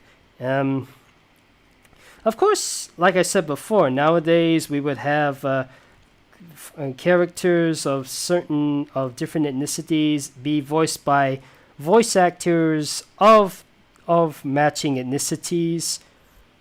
I mean, we have then that's not always. There are some exceptions even to this day, but for the most part, nowadays we try to have it like that. But for me, as a mixed Asian, I don't really follow that suit. I tend to voice anybody I can in my animations, regardless if it matches my ethnicity or not. I know what they want to try and do. They want to have other people's voices be heard. Weird. Yeah, and I get that. I do understand what they are trying to do. I mean, when Family Guy announced their voice replacement for Cleveland Brown, they did get a good Cleveland Brown replacement, but The Simpsons, on the other hand, didn't really. Kevin Michael Richardson is a great actor, but he certainly is no Dr. Hebert. I think Phil Lamar would have been a better suitor. Oops. Oops. Oh, that was nice. Iba. Angela, Iba. Speedy Gonzales? Check. And now we come to another hand of controversy. Pepe Le Pew, the skunk. Of course, of course, he is known to catch a certain little feline that happens to look like a skunk. And when he will do everything to get his amore. Yeah, love is in the air. Nowadays, Pepe Le Pew is seen as either a canker sister or something like Harvey Weinstein, Bill Cosby, Chris Savino, Louis C.K., John Lasseter, John Crispolucci, Jeffrey Tambor, Kevin Spacey, T.J. Miller, and many folks today that are blacklisted. Why was he removed from? But they kept. Yeah, actually, that's a good question. They kept some very dark and sadistic characters in the background, but they cut Pepe Le Pew. Oh, Pepe Le Pew was on Animaniacs, so yes, I remember that. The new one, I remember that. Let's see. Victor Silva, Roman Polanski. Let's see.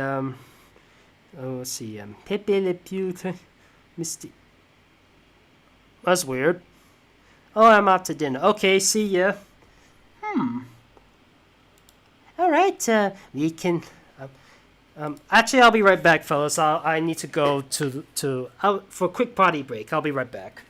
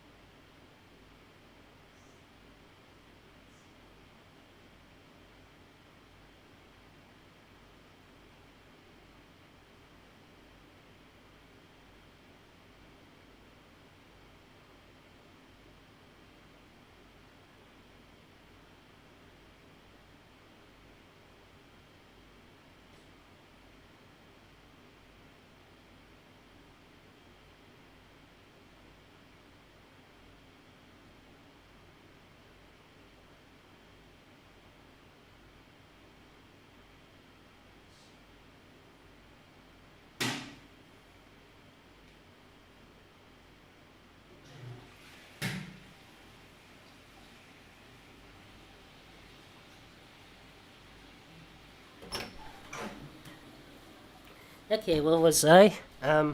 Okay, let's see. All right, let's have a.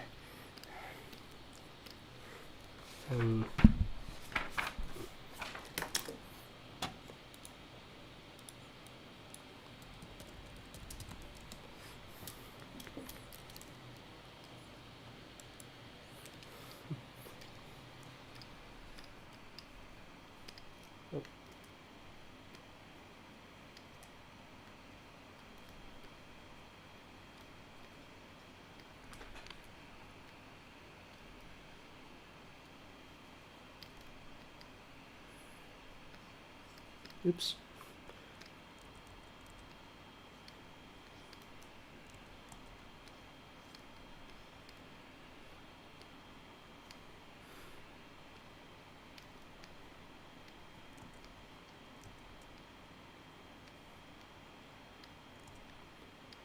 I don't think I'm. So I think. Wait. I think I'll say something about that when I talk about Penelope's part.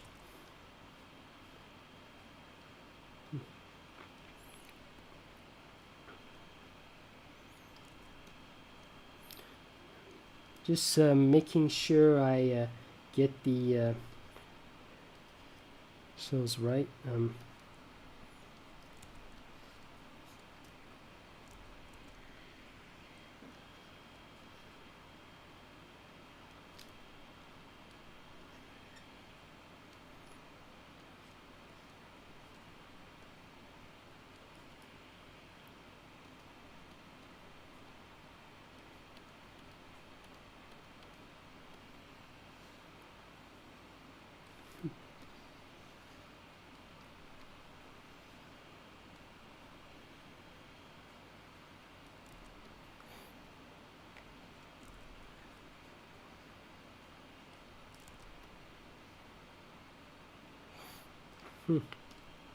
Here we have Pink Fong as Pepe Le Pew.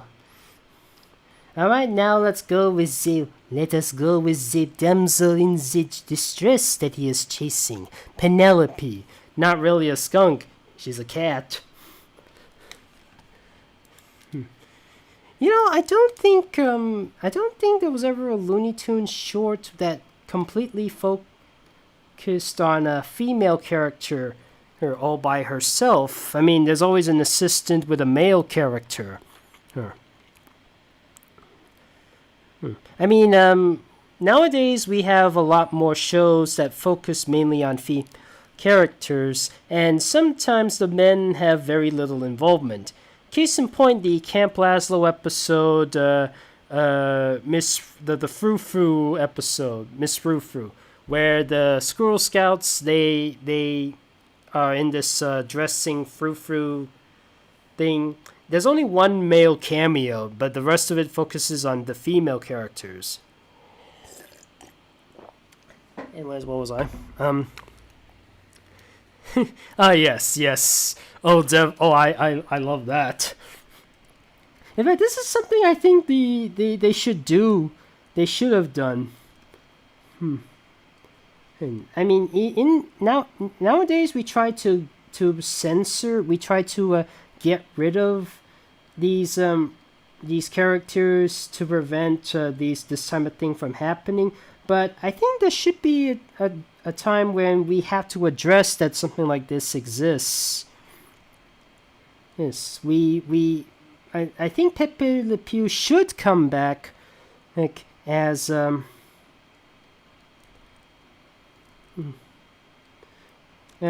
think Pepe Le Pew should come back as a character.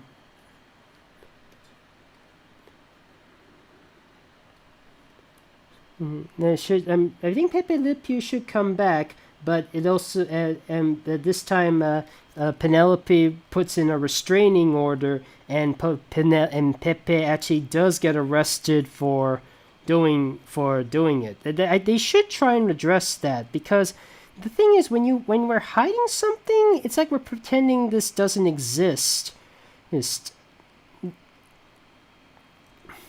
Yes, that we should address that something like this does exist, and it may not be easy, but it has to be said. I mean, of course, it can backfire. I mean, Family Guy did that kind of very poorly in the episode "Screams of Silence." It's a review that sparked. It's an episode of Family Guy that sparked a ton of angry reviews. Yes.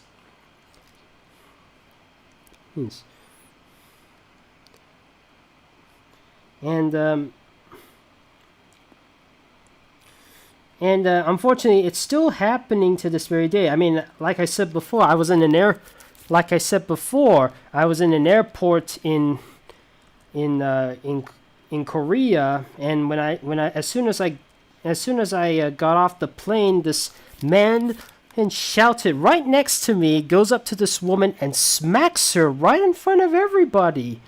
I didn't know how to react. I was like, this is all so sudden. I mean, it's like, talk about a bad welcoming mat. Talk about a bad welcoming mat to my trip to South Korea.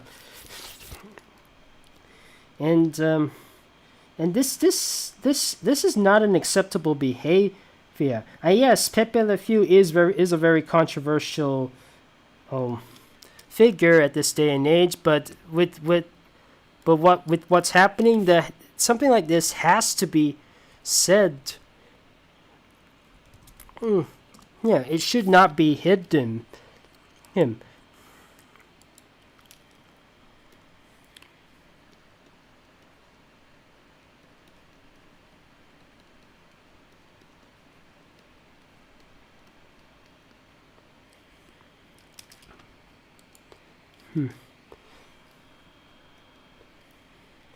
Rough start.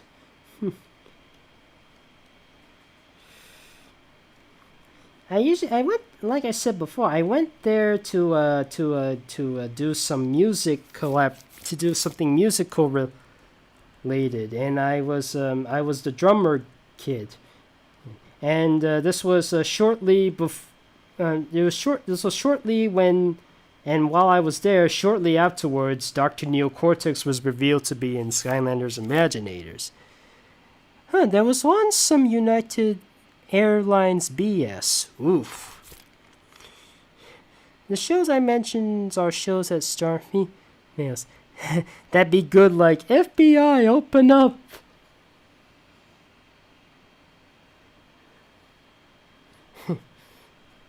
And speaking of United Airlines, at one point I was actually, last year when I was on a trip to England, and Pepe, during the kids section, they were playing a ton of Warner Brothers cartoons. And one of the Warner Brothers cartoons they have was, for sentimental reason, the first appearance of Penelope the cat. And it was the one where Sylvester threatened to kill himself with a shotgun, and Penelope then saves him. I was like, how on earth did that manage to get on the plane? Especially at this day and age, and especially after Pepe was removed from being a regular. Why did you visit South Korea? It was for a musical concert to help promote the Winter Olympics 2018, and I was the drummer boy.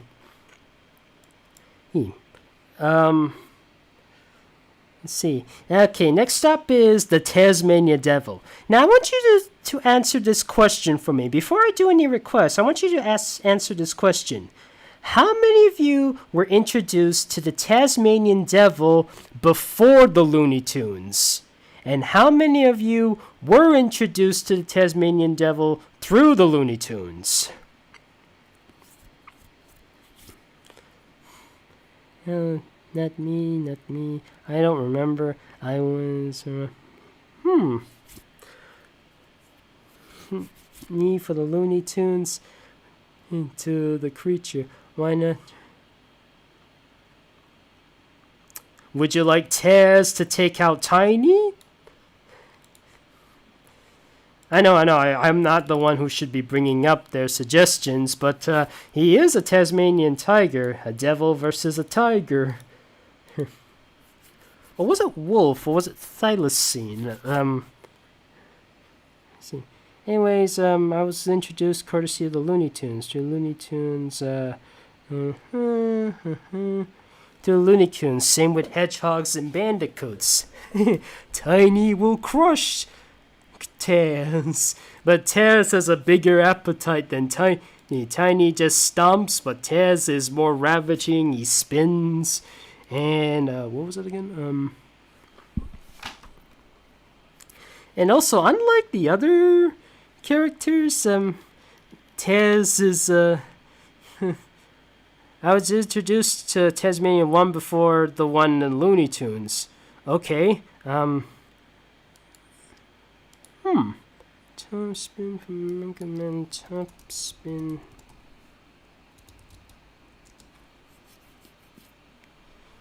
I don't know if I can do that one. What else? Let's see. Tunes.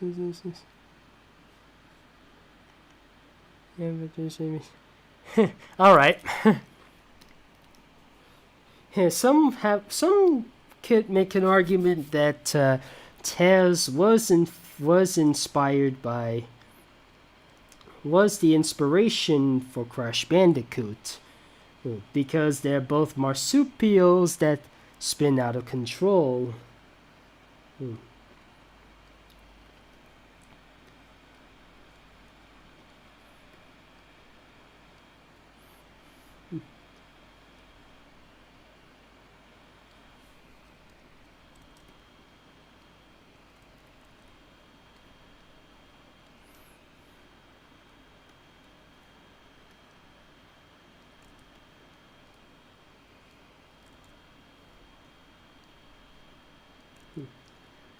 And unlike most of the other Looney Tunes characters, he's married.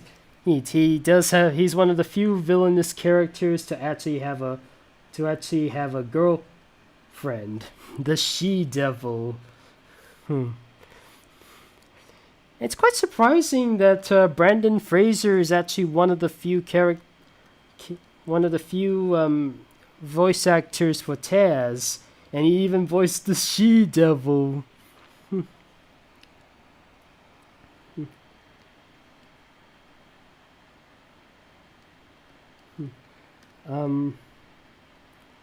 Then there's also Jim Cummings and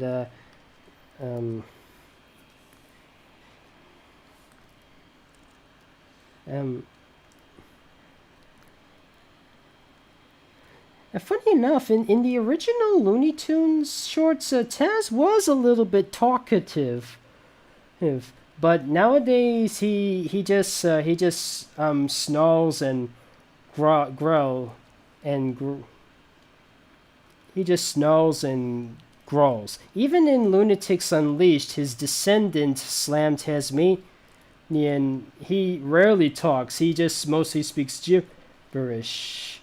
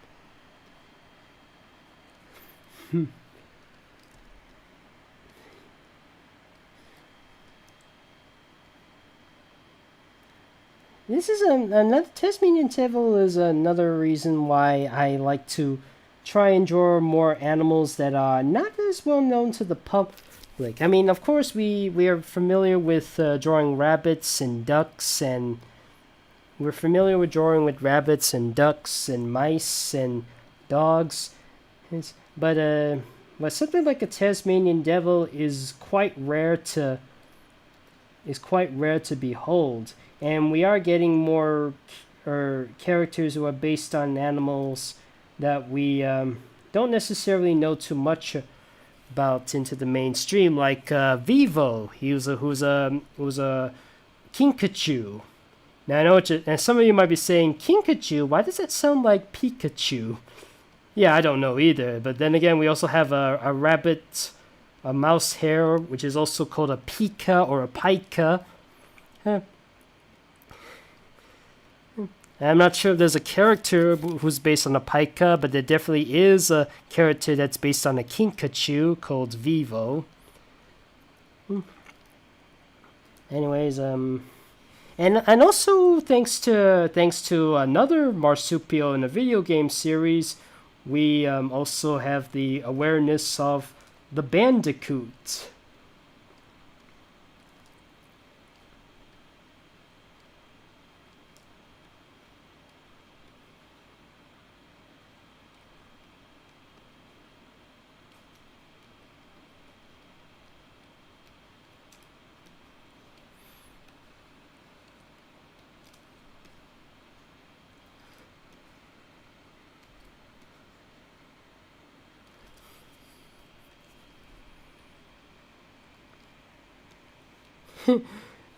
This just occurred to me. If Crash Bandicoot was a Swap Force character instead of an Imaginator's character, he probably would have been in the spin. He would have gone into the spin section of swap zones. In case don't you remember, in Skylander Swap Force there are these zones, these extra levels. Like one of them gives you the ability to spin, the other gives you the ability to dig, the other gives you the ability to climb. If Crash Bandicoot was in, yeah, he'd probably be in the spin section.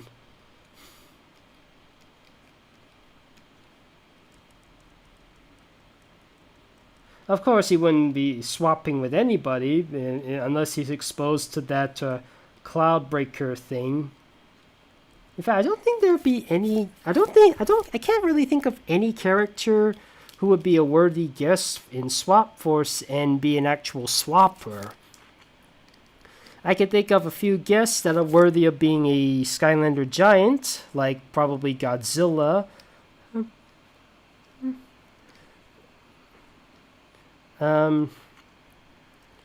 There's also and in the Trap Team, there might be some characters who utilize crystals in other franchises that maybe can have a shot at being a Trap Master, something like that, or King Kong. Here's a pretty simple one. You could have mentioned the Brontosaurus in Crash, but it's just the Brontosauruses in Crash Looney Tunes Lost in Time. And I think it may have just been a coincidence. I don't know if it was a true inspiration.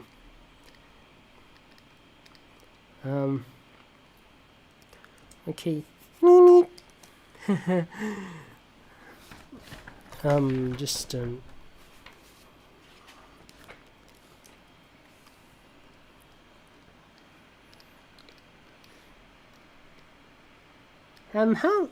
Just like the Tasmanian Devil, how many of you know... How many of you knew what a coyote or roadrunner was before the Looney Tunes? Or how many of you knew what a coyote or roadrunner was through the Looney Tunes? Let's just say I was.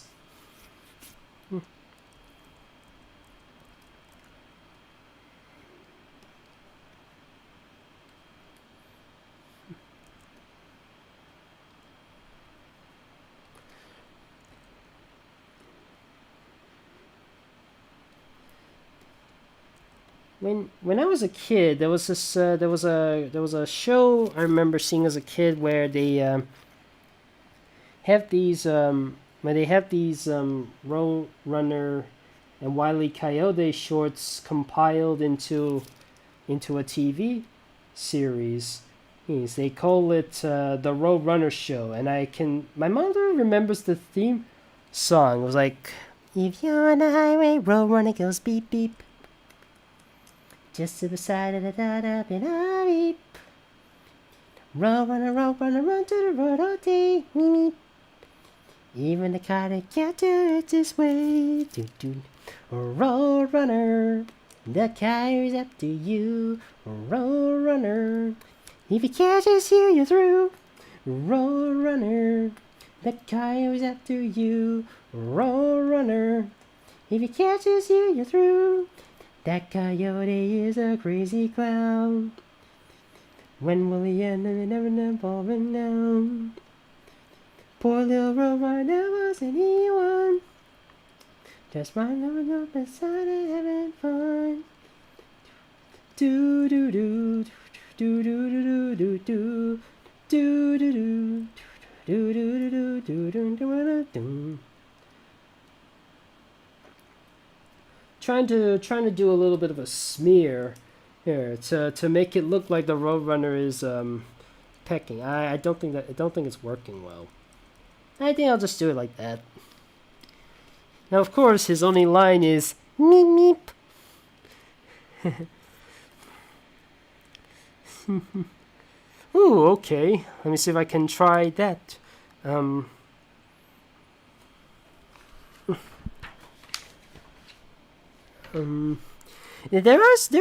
is a moment in history where Wile E. Coyote actually does make a talkative appearance. It's usually when he's after Bugs Bunny instead of instead of. It's usually when he's after Bugs Bunny instead of instead of the Roadrunner. Um,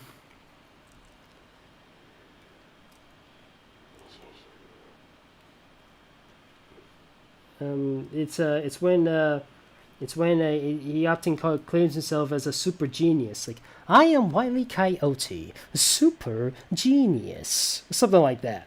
And there's another character who bears a great resemblance towards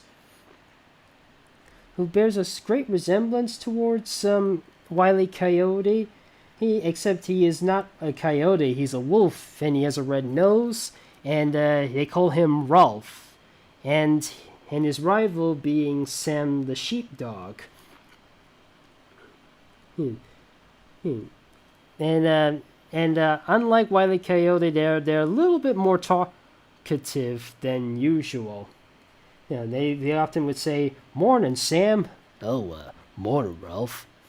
And rather than like the Wile E. Coyote, he does try to catch sheep for his prey, but unlike the Roadrunner, the sheep don't do anything to defend themselves. It's the sheepdog Sam who does all the defending.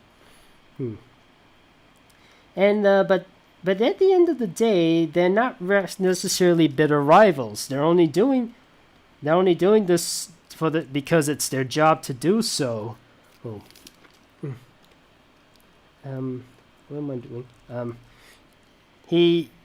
In fact, at the end of the day, after that, when it looks like it's at that wit's end, when it almost looks like it was the Ralph Wolf's end, the clock, the alarm goes off. It's time to clock out, and then at the end, they're like, "Good night, Ralph.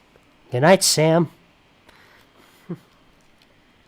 And the same thing happens in the next episode, where they're at each other's throats, and they're like, "It's too early for quitting time, Ralph." "Right. Good night, Sam. Good night, Ralph."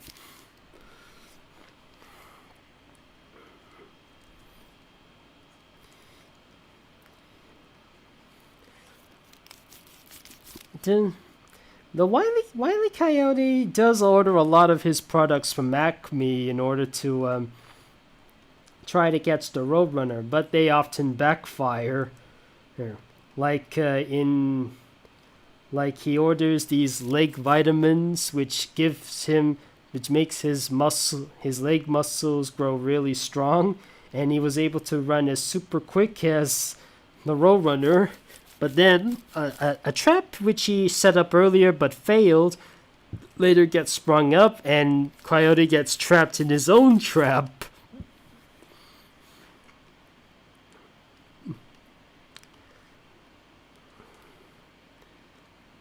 There's even these earthquake pills, which Wile included onto the Roadrunner's bird seeds. It's hoping the seeds will cause the Roadrunner to shake the pills. However, the little did he know is that the pills have no effect on Roadrunners. So Wile actually tried some for himself, and then he starts to shake. And thankfully, he managed to make it in time, but then something else hits him.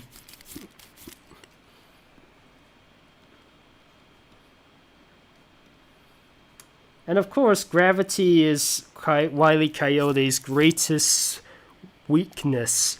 Whenever he tries to catch the Roadrunner, something goes horribly wrong, and it ends up with him falling off a cliff. He tries options to make sure the traps don't attack him, to help him deal with the gravity problem, but they often backfire, like a trampoline. When he goes straight down thinking that falling that won't kill him, or won't splatter him, he ends up going through the trampoline instead of bouncing right off it.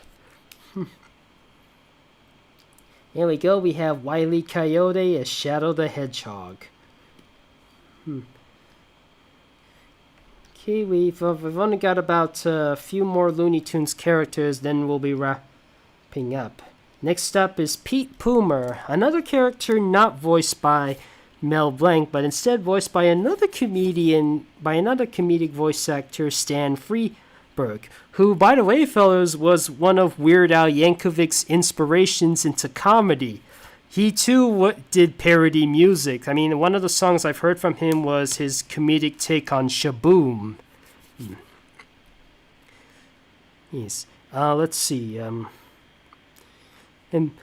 Pete Pumer, and his voice, Pete Pumer, was inspired by Frank Fontaine, who is best known for the character of Crazy Guggenheim of the Jackie Gleason show. And funny enough, Disney at one point tried to hire Frank Fontaine for the Jungle Book as the voice of Rocky the Rhino, but the character ended up scrapped. Let's see. What's your least favorite Looney Tunes short? I guess See You Later, Gladiator, the one which is said to be considered the worst Looney Tunes short, the one where Daffy and Speedy Gonzales travel to the Roman times, and there was over usage of Hanna-Barbera sound effects and limited animation. I guess that's my least favorite? I don't know.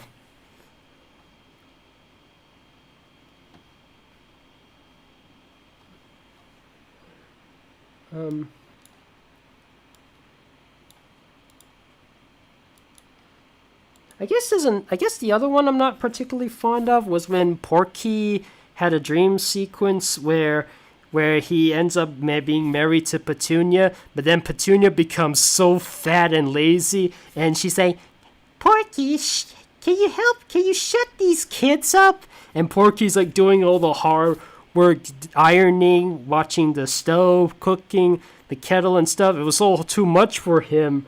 And when he wakes up from that nightmare, he breaks up with Petunia and leaves. What's your favorite song from the 2011 Looney Tunes? I think it's the one where Yosemite Sam sings "I blew my stack." I had a toy train when I was young, but one fell off and it wouldn't run, and oh, I blew my stack. Yes, I remember that. Let's see. Okay,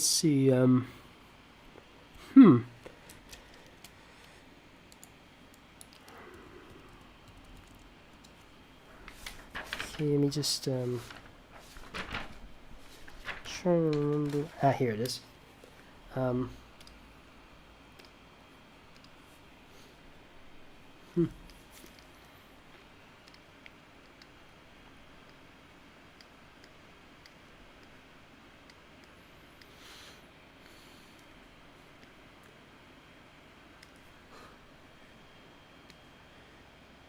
Funny enough, I think I did remember, although I do remember seeing a mountain lion in the Looney Tunes, I don't think I remember seeing Pete Pumer at first. I thought I was seeing another, I think I saw another mountain lion. I mean, it was an episode when that it was hunting season, so Pete had to hide somewhere. Yeah. So he hides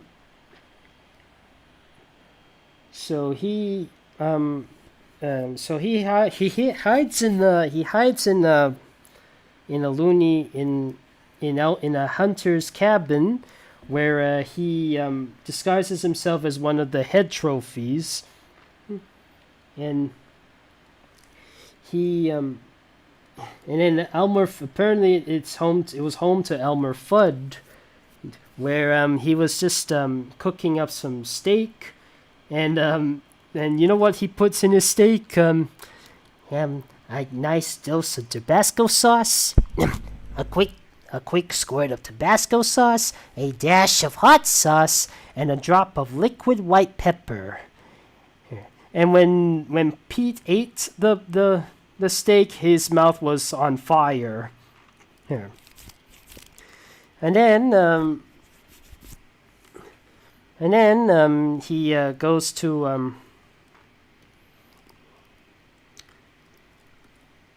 and then he goes to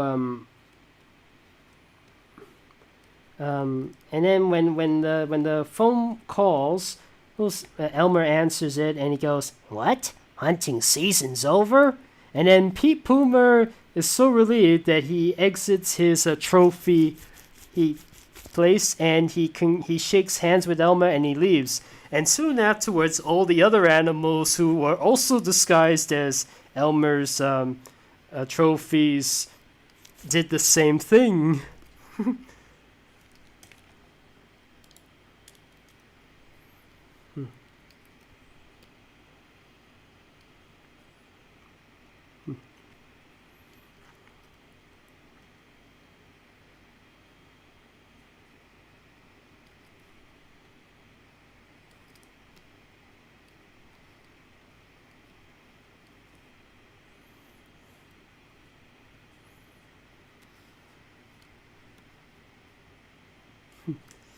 I still debate whether or not that's a hat or just part of its feathers.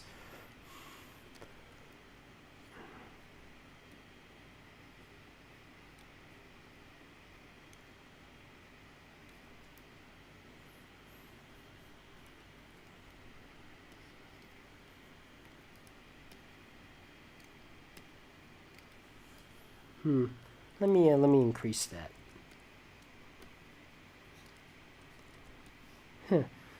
I think there was a character that kind of looks a bit like, that's also like a witchy bird in a sense. It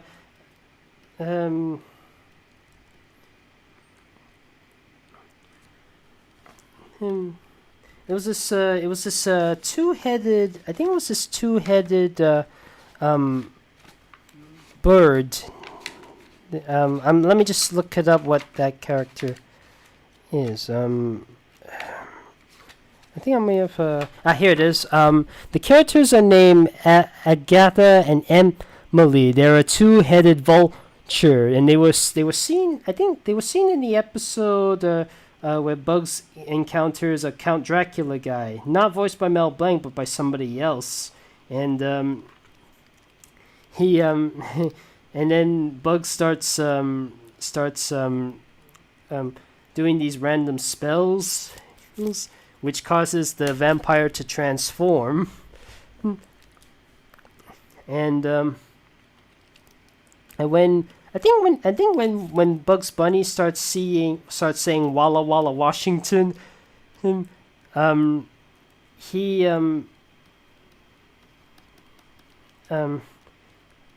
when he transforms the Count into a two-headed vulture, and Bugs then calls the Agatha and Emily to get him, and it ends with her saying, "I told you 4 heads were better than 1." Okay, Pete Pumer is done, and Murkrow looking for rabbits. That's taken care of. Okay, next up is the Gossamer with this just giant monster. Here.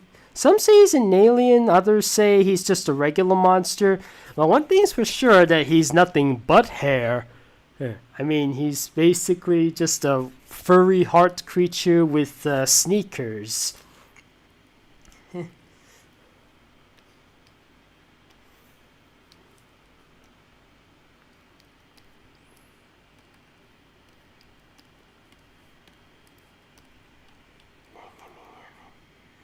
Let's see again.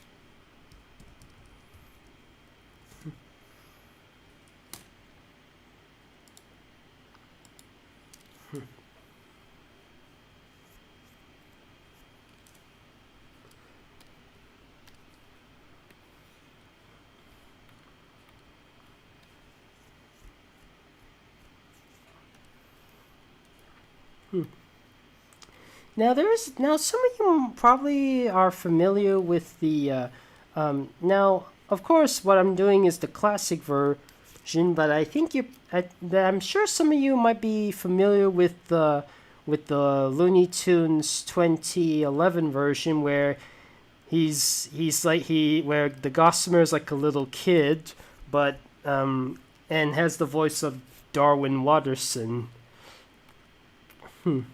And there's even there's even the Merry Melodies segment where he sings his own version of I Love to Sing, the classic owl song by with Al Jolson, with a character named Al Jolson singing the song, and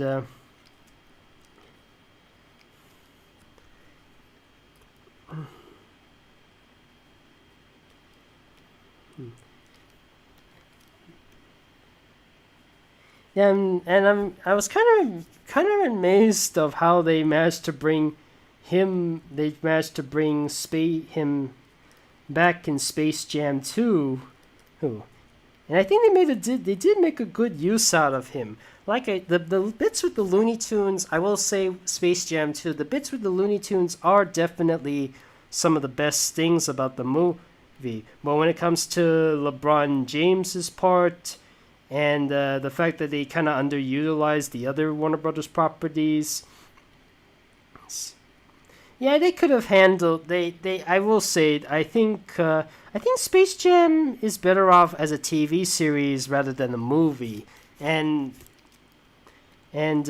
maybe just have the basketball secondary instead of the main focus. I mean, there's more potential you can do with. There's more potential you can do for Looney Tunes in other scenarios other than just basketball.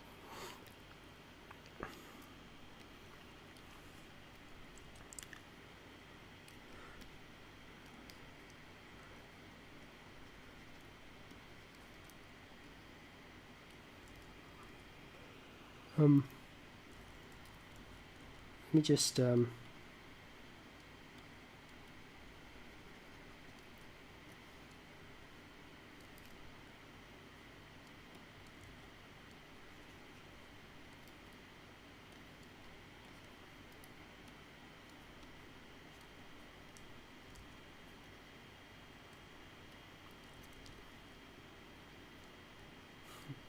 And of course, if Pepe Le Pew was used in Space Jam: A New Legacy, we probably would have had him stink up some of the characters, some of the basketball players.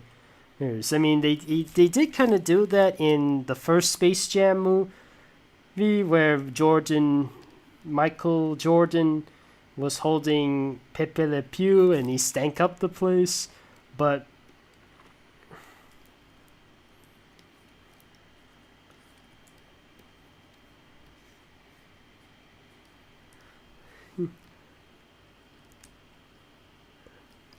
I kind of forget, who was he supposed to be scaring again? Oh yeah, I remember now.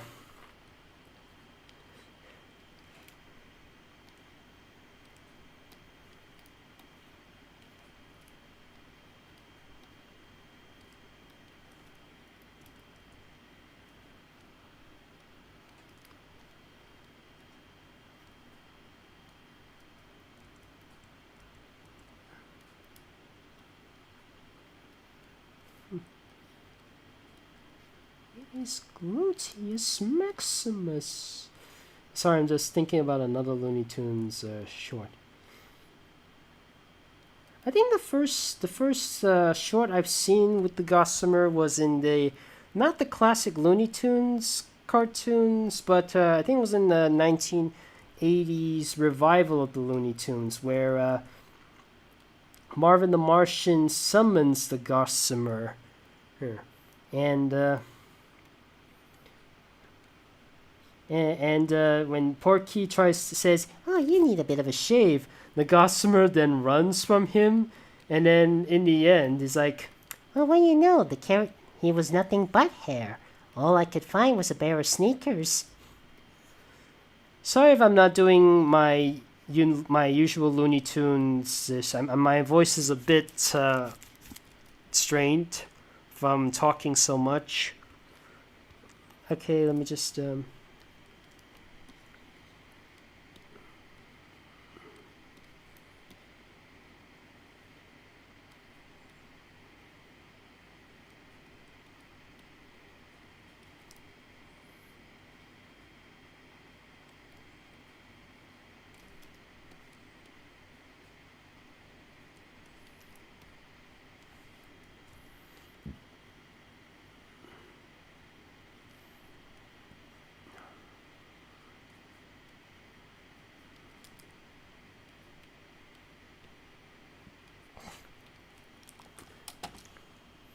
there we go, fellas. We have the Gossamer scaring Yabba.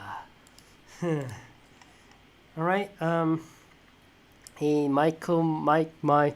here's the Austin Powers scene where Elmer Fudd plays, And next up, we have a character who only appeared in one classic Looney Tunes short, but he became a very well-known sensation, Michigan J. Frog. Not really much known for his speaking, but best known for his singing. He sang songs like "Hello, my baby, hello, my honey, hello, my ragtime gal." Can you do a Squid Game live stream? I have not seen Squid Game, so I cannot do such a thing. Send me a kiss, my wife. May my heart's on fire. As well as everybody do the Michigan rank. Everybody loves the Michigan rank. In fact, Al Jolston and Michigan J. Frog, they're so well known by the shorts, which are mainly about singing. And since they're so well... I remember playing Looney Tunes Back in Action, where they basically reused clips of their singing voices of Michigan J. Frog and Al Jolson, the I Love to Sing part. Alright, let me just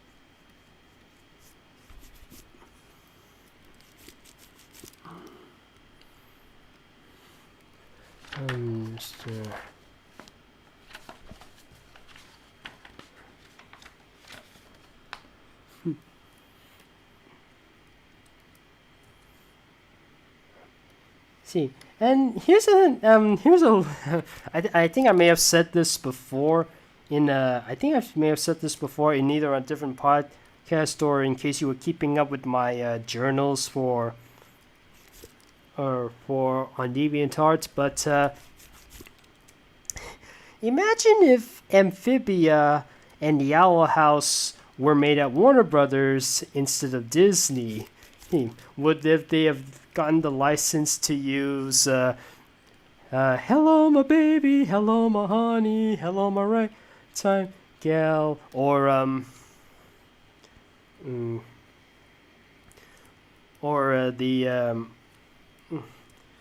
or I love to sing, how about the moon and June and spring, I love to sing. Would they even cameo Michigan J. Frog, or just if they were made by Warner Brothers and they would have the license to use the other Warner Brothers characters?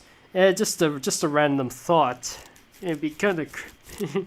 I mean, there are some fan arts about that. I did do a fan art about that on my where I have Hot Pop singing to Michigan J. Frog songs and Hootie singing I Love to Sing, much to the other characters' annoyance.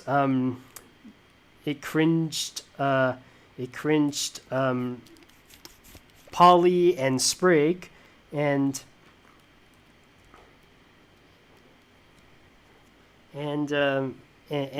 Sasha was not happy, and Anne just shrugs, but Marcy thinks it's a bit of frog culture. Again, it's just my fan art. It's not official. As for the Owl House's take on I've Loved to Sing,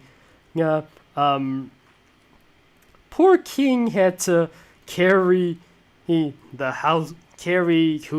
in his little house, and Ida and Lilith, since they have the curse that causes them to have parts of their since they have the Owl Beast curse, they also have the ability to take a part of themselves off, including their heads. I can imagine they would like to take off their ears or take off their hands and use them as earplugs. And as for Amity and Luz, they're listening to some other music on Luz's mobile device. Again, it's just an idea of what would happen if Amphibia and the Owl House were made at Warner Brothers instead of Disney. I don't think it would have been likely anyway, but it would have been a bit of a nice Easter egg.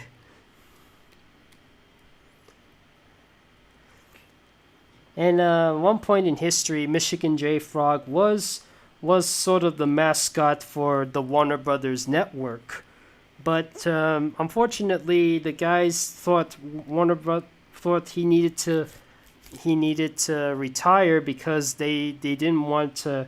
They wanted to attract an older audience.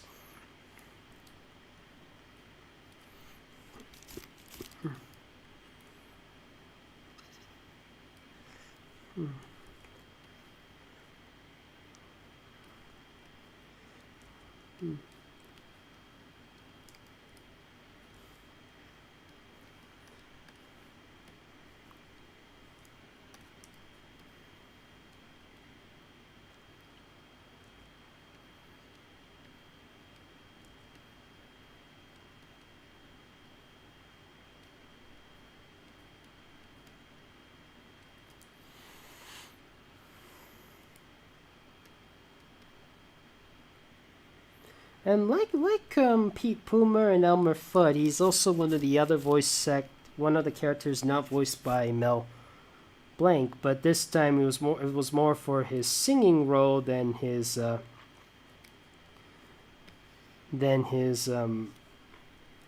voicing.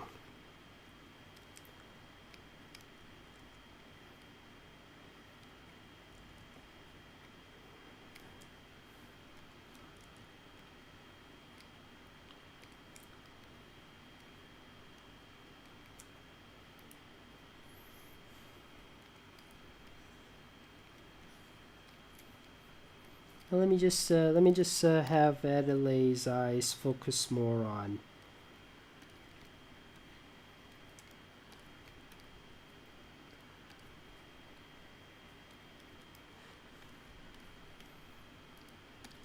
I think I'm missing a little hair strain from her.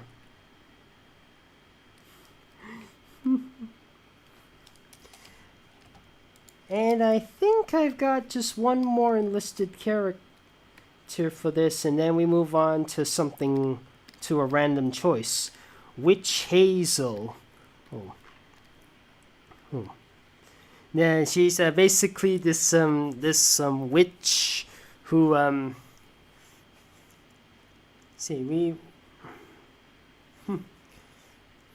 You say, hello, my baby, and I love to singer. We're in The Simpsons and South Park, and they aren't Warner Brothers. Well, technically,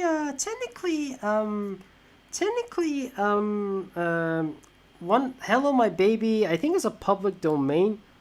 song. I mean, I think it was made. I think it was made in 1899. I think I haven't checked, but I Love to Singer is definitely Warner Brothers. So South Park probably had to pay for that. And he's like, all right, all right, all right, all right. I think I'll give him a timeout. I'll give him a timeout. Timeout, timeout, timeout. It's yeah, the console Skylanders games, yeah, but they did sort of last until with Skylanders Academy and Ring of Heroes, it did sort of last until earlier this year. Spyro is not Warner Brothers.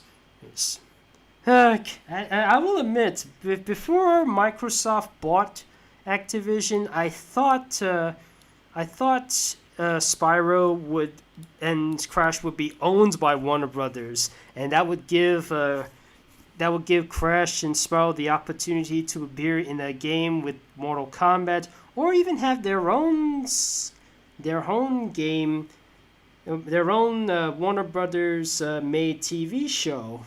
I'm just saying, I didn't think Microsoft would buy it. Let's see. So let's see. Yes, I am aware that Witch Hazel is played by Roz Ryan in the Looney Tunes show, the same woman who played Bubby from Flapjack, Cake the Cat from Adventure Time, and also one of the muses of Hercules. Yes, and she was a bit more sassy. Let's see. What the heck?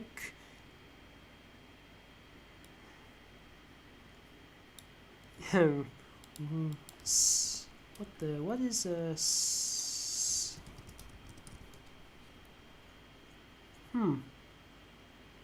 Wait, I'm not sure. Let's see. All right.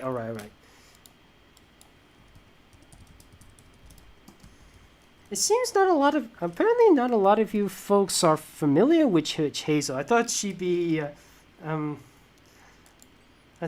somebody and funny enough, she's not the only character named Witch Hazel. There was another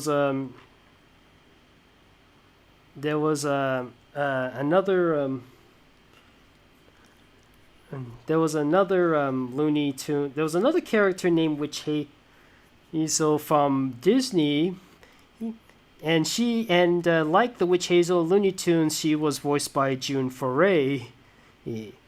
And there's also another Witch Hazel in Tom and Jerry. Now you're probably wondering, why is Witch Hazel such a common name? It was actually named after this I think it was this brand or this potion thing, but that's why Witch Hazel isn't really a copyrighted name.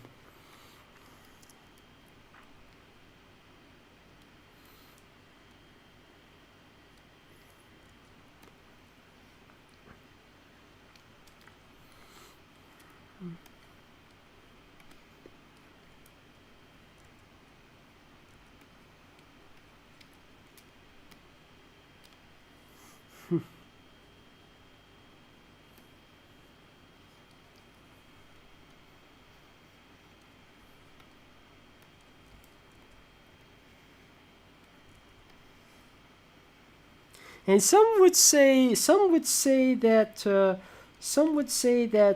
Witch Hazel was the inspiration for Gruntilda in Banjo and Kazooie.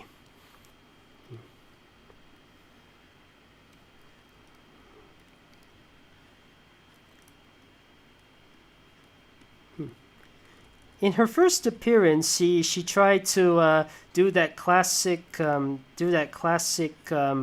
thing where, in Hansel and Gretel, where she tricks the kids into eating her candy and stuff, but really she's about to cook them. In that, the children have such thick German accents, like, It's good, yeah, it's good. What is your name, children? And then Bugs Bunny comes in dressed up as the truant officer. And then he meets them and is like, What are your names, children? My name is Gretel, and my name is Hansel. Hansel? Hansel? Hansel? And then Bugs then says to the children, Run for your dear little lives. She is a witch who threatens to eat you for her supper. Huh? Good even! And then they start running away from the witch, but before they escape, they go to her and they say, Yeah, your mother rides a vacuum cleaner. So, wondering what to do, Witch Hazel then thinks about cooking up rabbit stew. Ooh.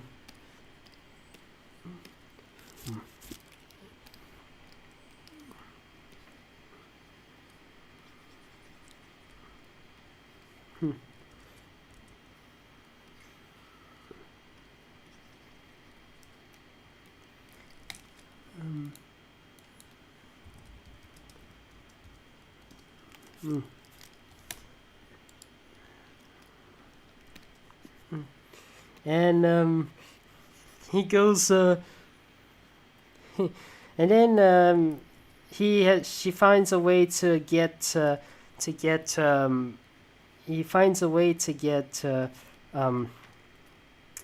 Bugs Bunny out of his closet. So she cooks up a carrot and poisons it with some sleeping potion. And when Bugs eats it, he becomes poisoned. And then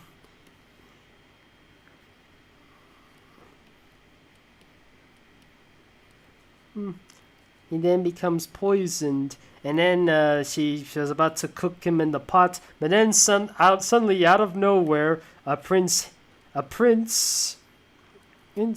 Charming comes in and he awakens Bugs Bunny. Yeah, thanks, Doc, but you're looking for Snow White. Hey, this is a story of Hansel and Gretel. Hansel? Says the prince. Hansel? Hansel? And then he leaves. And then Witch Hazel comes back, and Bugs Bunny goes back into the closet, but then he sees a emergency magic potion in case of emergency break glass. And then he throws the potion at the witch, and she becomes a very attractive looking rabbit. Hello? Hello? Oh. Yeah, but aren't they all witches? And she has one last cackle in the end.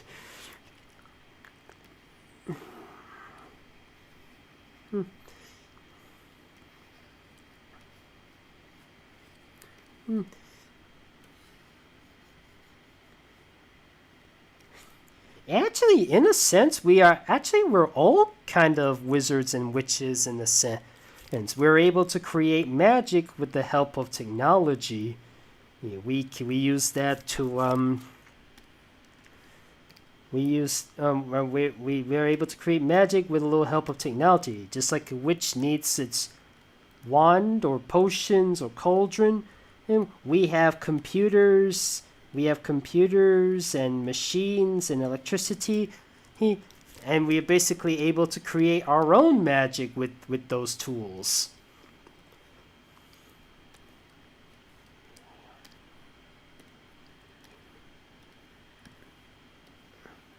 All right, so here's the last one I'm going to do.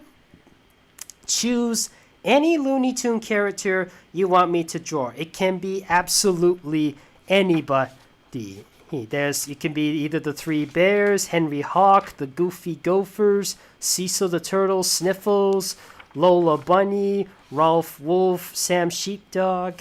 Let's see what else. Miss Prissy, Petunia Pig, Anthony and Pussyfoot, Clyde, this penguin, Hector the Bulldog, this flea, and which one do you want?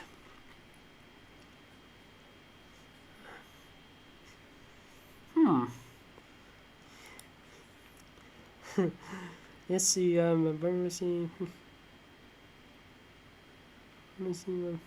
All right. Well, that's the. Let me just. Here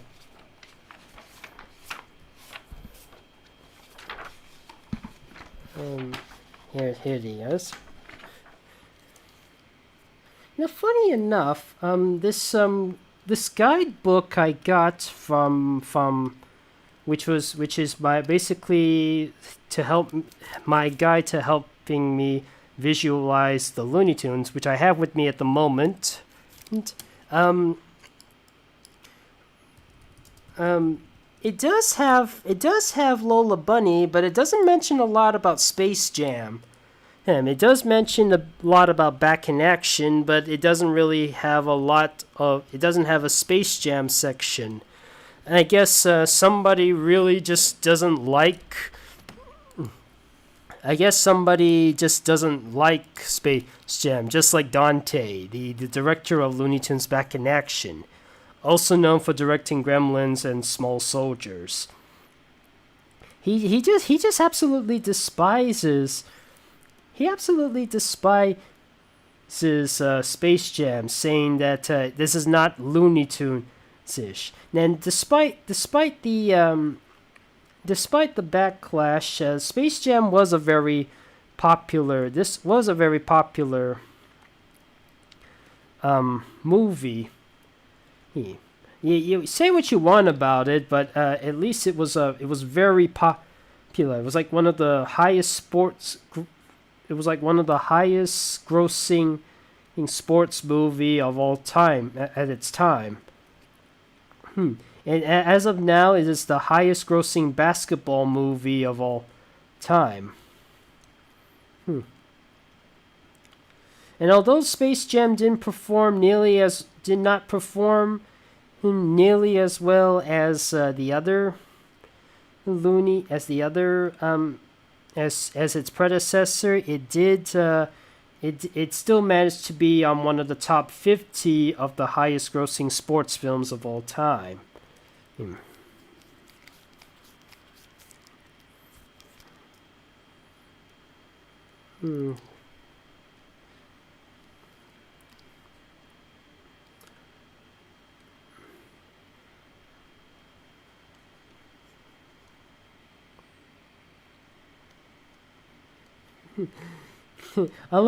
another ironic thing is that she often has the line "Don't call me doll," and she wants to be a bit more of just a character who wants to be more for what she's capable of rather than just her looks, and yet she still everybody's like a wolf to her. I mean, when she appears, everybody's like "Aruga, aruga," or "Tweet, tweet," or "Ruff, ruff, ruff," something like that.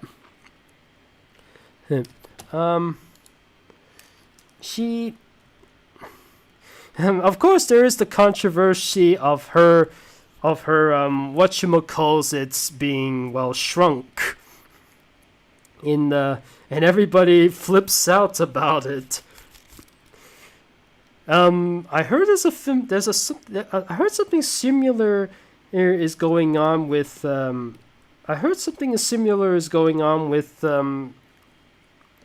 the Star Wars, the Skywalker saga. You know, Princess Leia in her slave outfit. They say they removed a section of her, and people are massively upset about this. I'm like, this is what a crazy world we live in. I mean, I thought we were supposed to embrace the character for who they are rather than just being something to look at. I mean, sure, an appearance is a nice bonus, but it's best that we have a character with a personality rather than. Is it okay if I include the whatchamacallit? Is it okay if I include the whatchamacallit, or should I just have him shrunk just like in Space Jam 2? Can I just ask? Just Out of curiosity.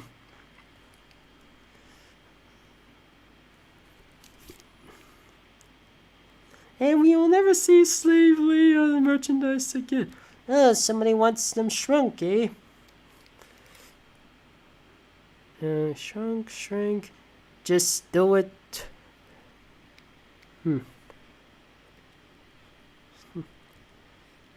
Alright. Shrunk it is. Oh boy, am I gonna get some backlash for what I'm doing.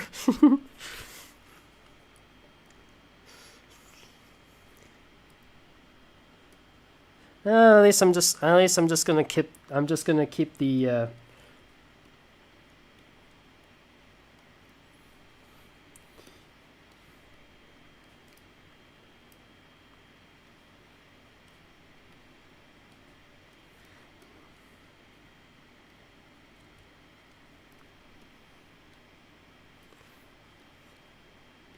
Now before Lola, there were some other Looney Tunes. There were some other Foxy Bunnies. Forgive me for saying that.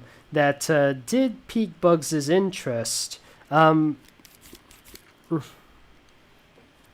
there was one in Hair Splitter. There was one in Hold the Lions, and there was even another in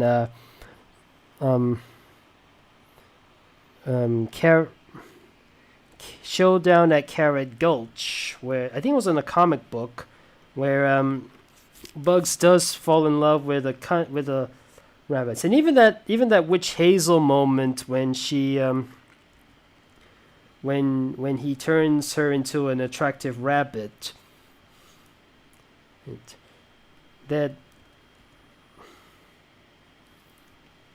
But Daffy actually had an established girlfriend named Melissa, but and Porky also had an established named Petunia, and Pepe of course goes after the cat, mistaking for a skunk, and of course there's the Tasmanian She-Devil, and Foghorn Leghorn also goes for Miss Prissy, who also has a bit of a well-known personality of saying yes, no. Oh. I mean, when Megatron from Beast Wars, when he says yes, he usually says a different saying, like something. The game is over. Yes, but. For Miss Prissy, she mostly just says yes and no.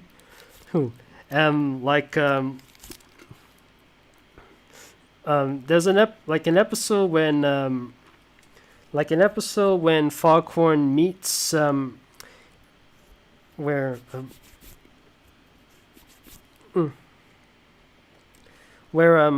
Foghorn was had to take care of this chicken hawk, of course, a baby chicken hawk. There was a letter that says, "Please take care of my little one, sad big one." And then when they unraveled the child, Foghorn at first thought, "A squab! How would you like it, sir? Fried or boiled?" "No," says Miss Prissy. "But he ain't nothing but a little old squab." "Squab schmub, I'm a chicken hawk." "Chicken hawk?" And then Foghorn brings out his gun. And no!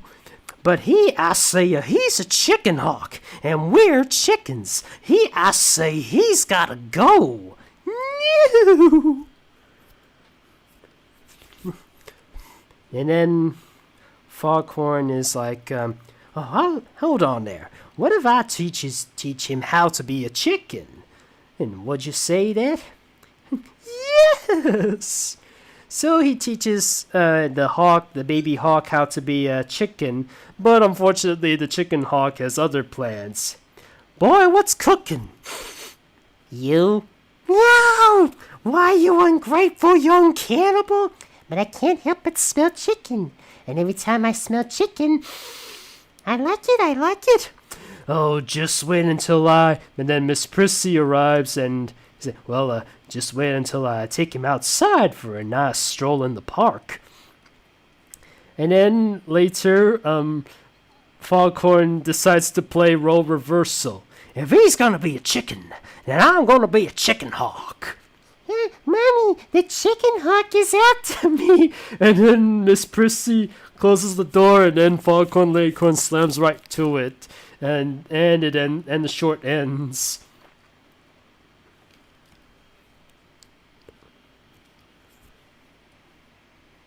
Yeah, I'm actually out of curiosity. How come Lola wasn't anything like Babs Bunny? Where Babs Bunny does a lot of things to try. Well, Babs is quite active and quite over the top, and she does her impressions and stuff. How come Lola isn't like that? Hit.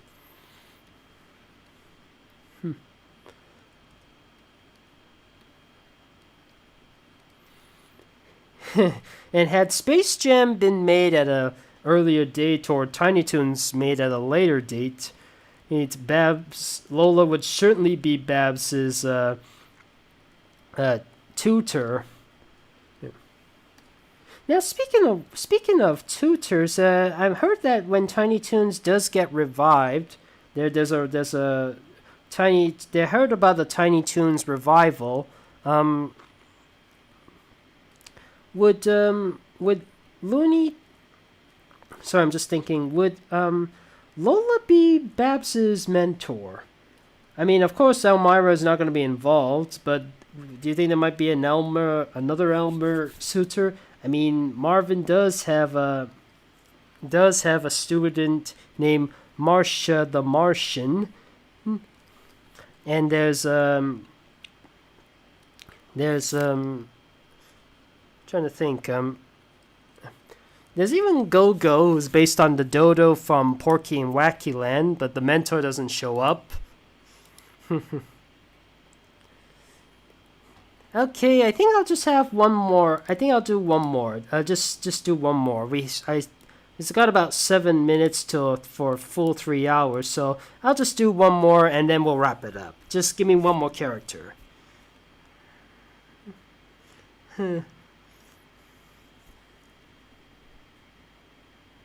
With his donkey.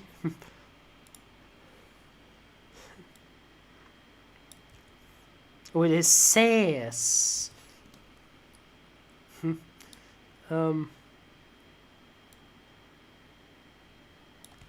Awesome.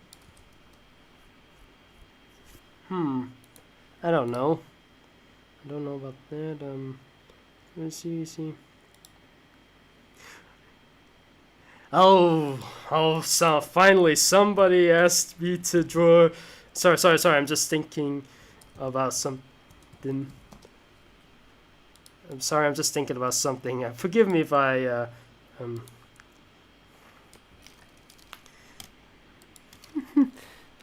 Oops. Sorry.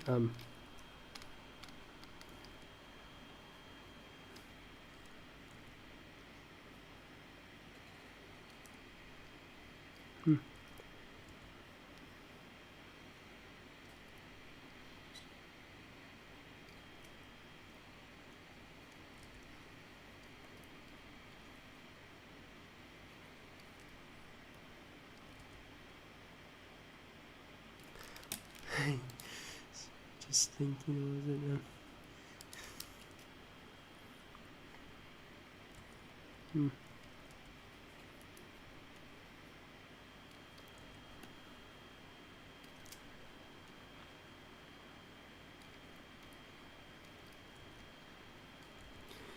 I bet she said that she was not used in any other Looney Tunes product. I mean,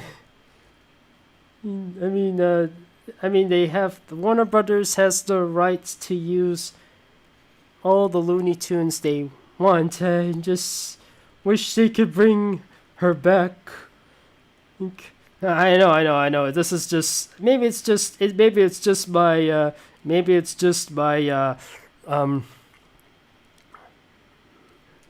maybe it's just my Pepe Le Pew talking, but I wouldn't mind her bring back in some way. I mean, of course, she is a very attractive character, but I wouldn't mind making her a bit stronger. She technically is a bit stronger in the original Looney Tunes, where she actually does try to murder Deaf Duck Dodgers for breaking her heart.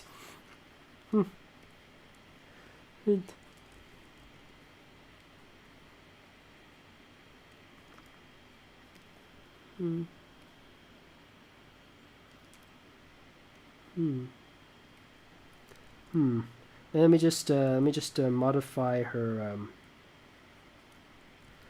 I think I made a slight boo boo on her eyes. Let me just fix that.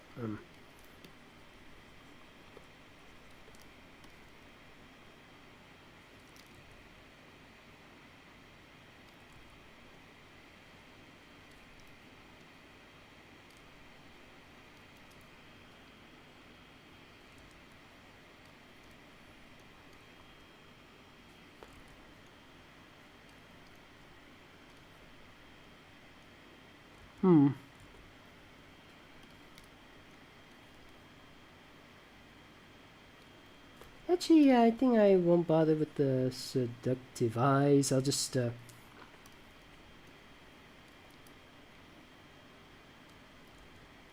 actually, I think it's a bit of a requirement. And I think I'll just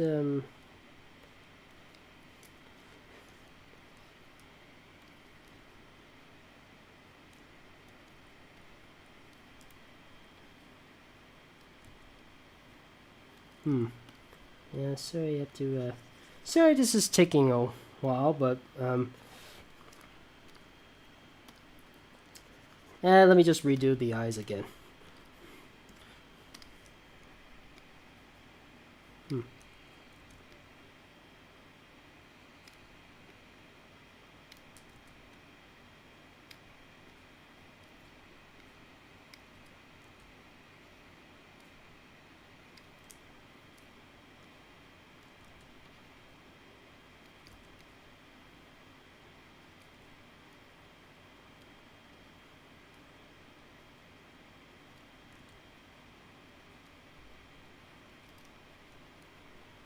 And now to draw the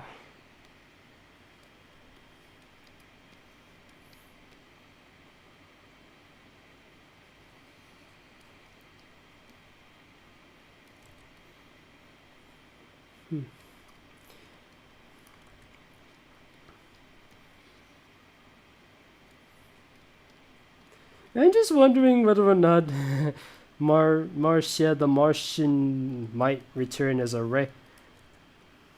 I mean, if there are possibilities for other Looney Tune for other Tiny Toon characters to come back as regulars. They usually appear as guests, but there is potential. There is definitely potential for to come. Another thing, I'm also curious whether or not Fifi Le Fume is going to return, or they're just gonna scrap her, because there was one episode where Fifi Le Fume kind of acts like her mentor.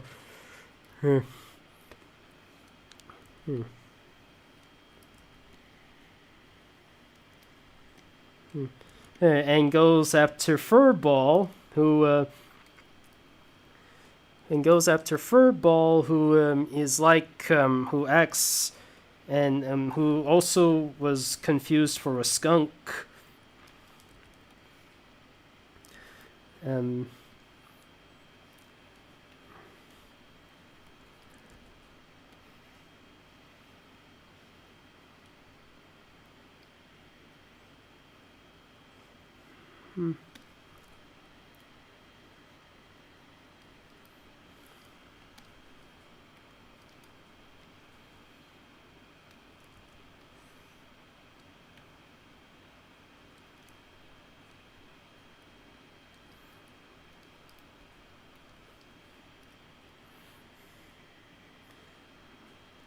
Sorry if the microphone is in the way of her shoes, but I don't really have much of a choice. I positioned the shoes in a way where I positioned the mic in the way where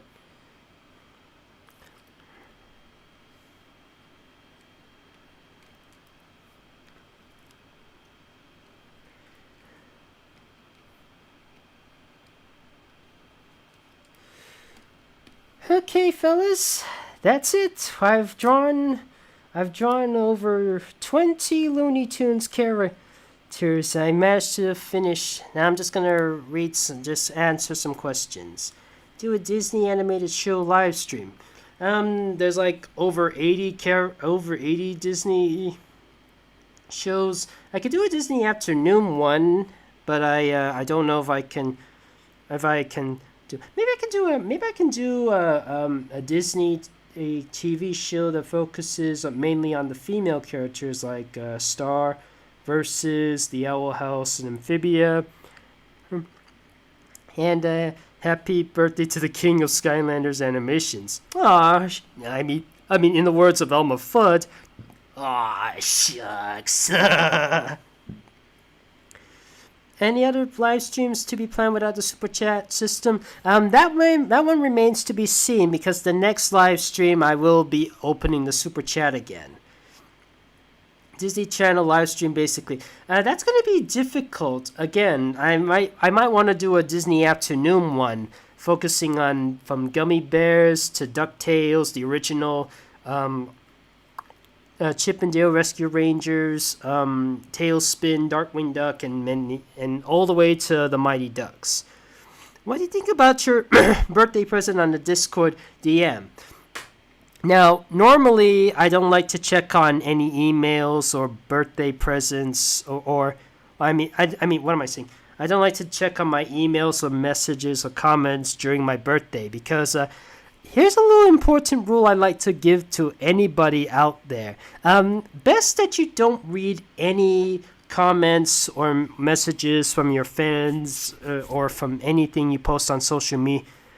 Just in case there is one negative comment that might bring you down during your birthday. And the last thing you want is something sad to happen on your birthday.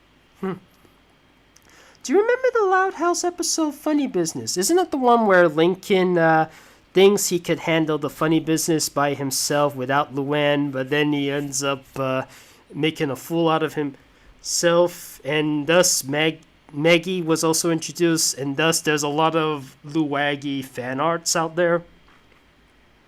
Never check social media on your birthday. Good advice. Picardo account for live stream, since you couldn't do a Pink Fong live stream. What do you think of the FTWS? Oh, the Fate, okay, I'm just gonna say it. Fate, the Winx Saga. What do you think of it? I'm not gonna watch it. I'm never gonna watch it. If I hate Winx Club, what makes you think I would want to see What makes you think I want to see Fate? Not now, not ever. Heck, the Pop-Up Girls live action show ain't doing any favors either. He dared to say the show, yes, it is a cursed name, and I must wash my mouth now because of it. In fact, I need to polish my mouth with some atomic powder, TNT, and gasoline, and strike a match in my mouth. See if it explodes, just like in the Looney Tunes short Curtain Raiser. Power Rangers is better. Yeah, it's pretty cheesy, but it's pretty cheesy, but it has its fun moments. I definitely like Power Rangers more. Did you know the dialects from Doctor Who were in Looney Tunes back in action? Yes, I am aware of that. We got a rule here on the Fairy Show. Yes, I know, I broke that rule, but don't worry, fellas, I won't say it anymore. But I still won't rule out the possibility that somebody can still donate to me to draw that once I open either a super chat or on Patreon, though I hope that doesn't happen. What's your favorite Looney Tunes character and incarnation? That's I think my most favorite Looney Tunes character is probably Marvin the Martian. I mean I'm always a sucker for something space related. And nope, too late, time's up. Sorry about you're saying WC out loud is historic. It's a historic moment for you. You're still gonna get the Lego Star Wars Skywalker Saga? I already have it. I haven't played it yet, but I own it now. What's your favorite Digimon? I don't really play Digimon, so I'm thinking the one that looks like a T-Rex. I think his name was Agumon, the one that looks like a T-Rex. He would later evolve into something that looks like a Ceratosaurus. Marvin's my favorite sim. So, what's the next live stream? Now, I'm a little small. There's a little elephant in the room I have to address. On May, I'm not sure if I can do a live stream. Maybe I can do one, but I'm not sure how well that's gonna go. I'm just I'm thinking that I'm thinking of doing one more April themed one more live stream for April. And since Looney Tunes is a part of history, let's go back to another part of history of entertainment. I mean, if the Looney Tunes are said to be timeless, these other sets of stories are said to be timeless. Well, for the most part, they're known for many particular famous lines, like what was it again? To be or not to be, that is your question. Or there's even the lines like, a rose by any other name would smell as sweet. Or, alas, poor York, I knew him well. Or, and finally, the rest is silence. Thank you for the questions. Thank you for the Looney Tunes live stream. And finally, let's end it on this famous line. That's all, folks.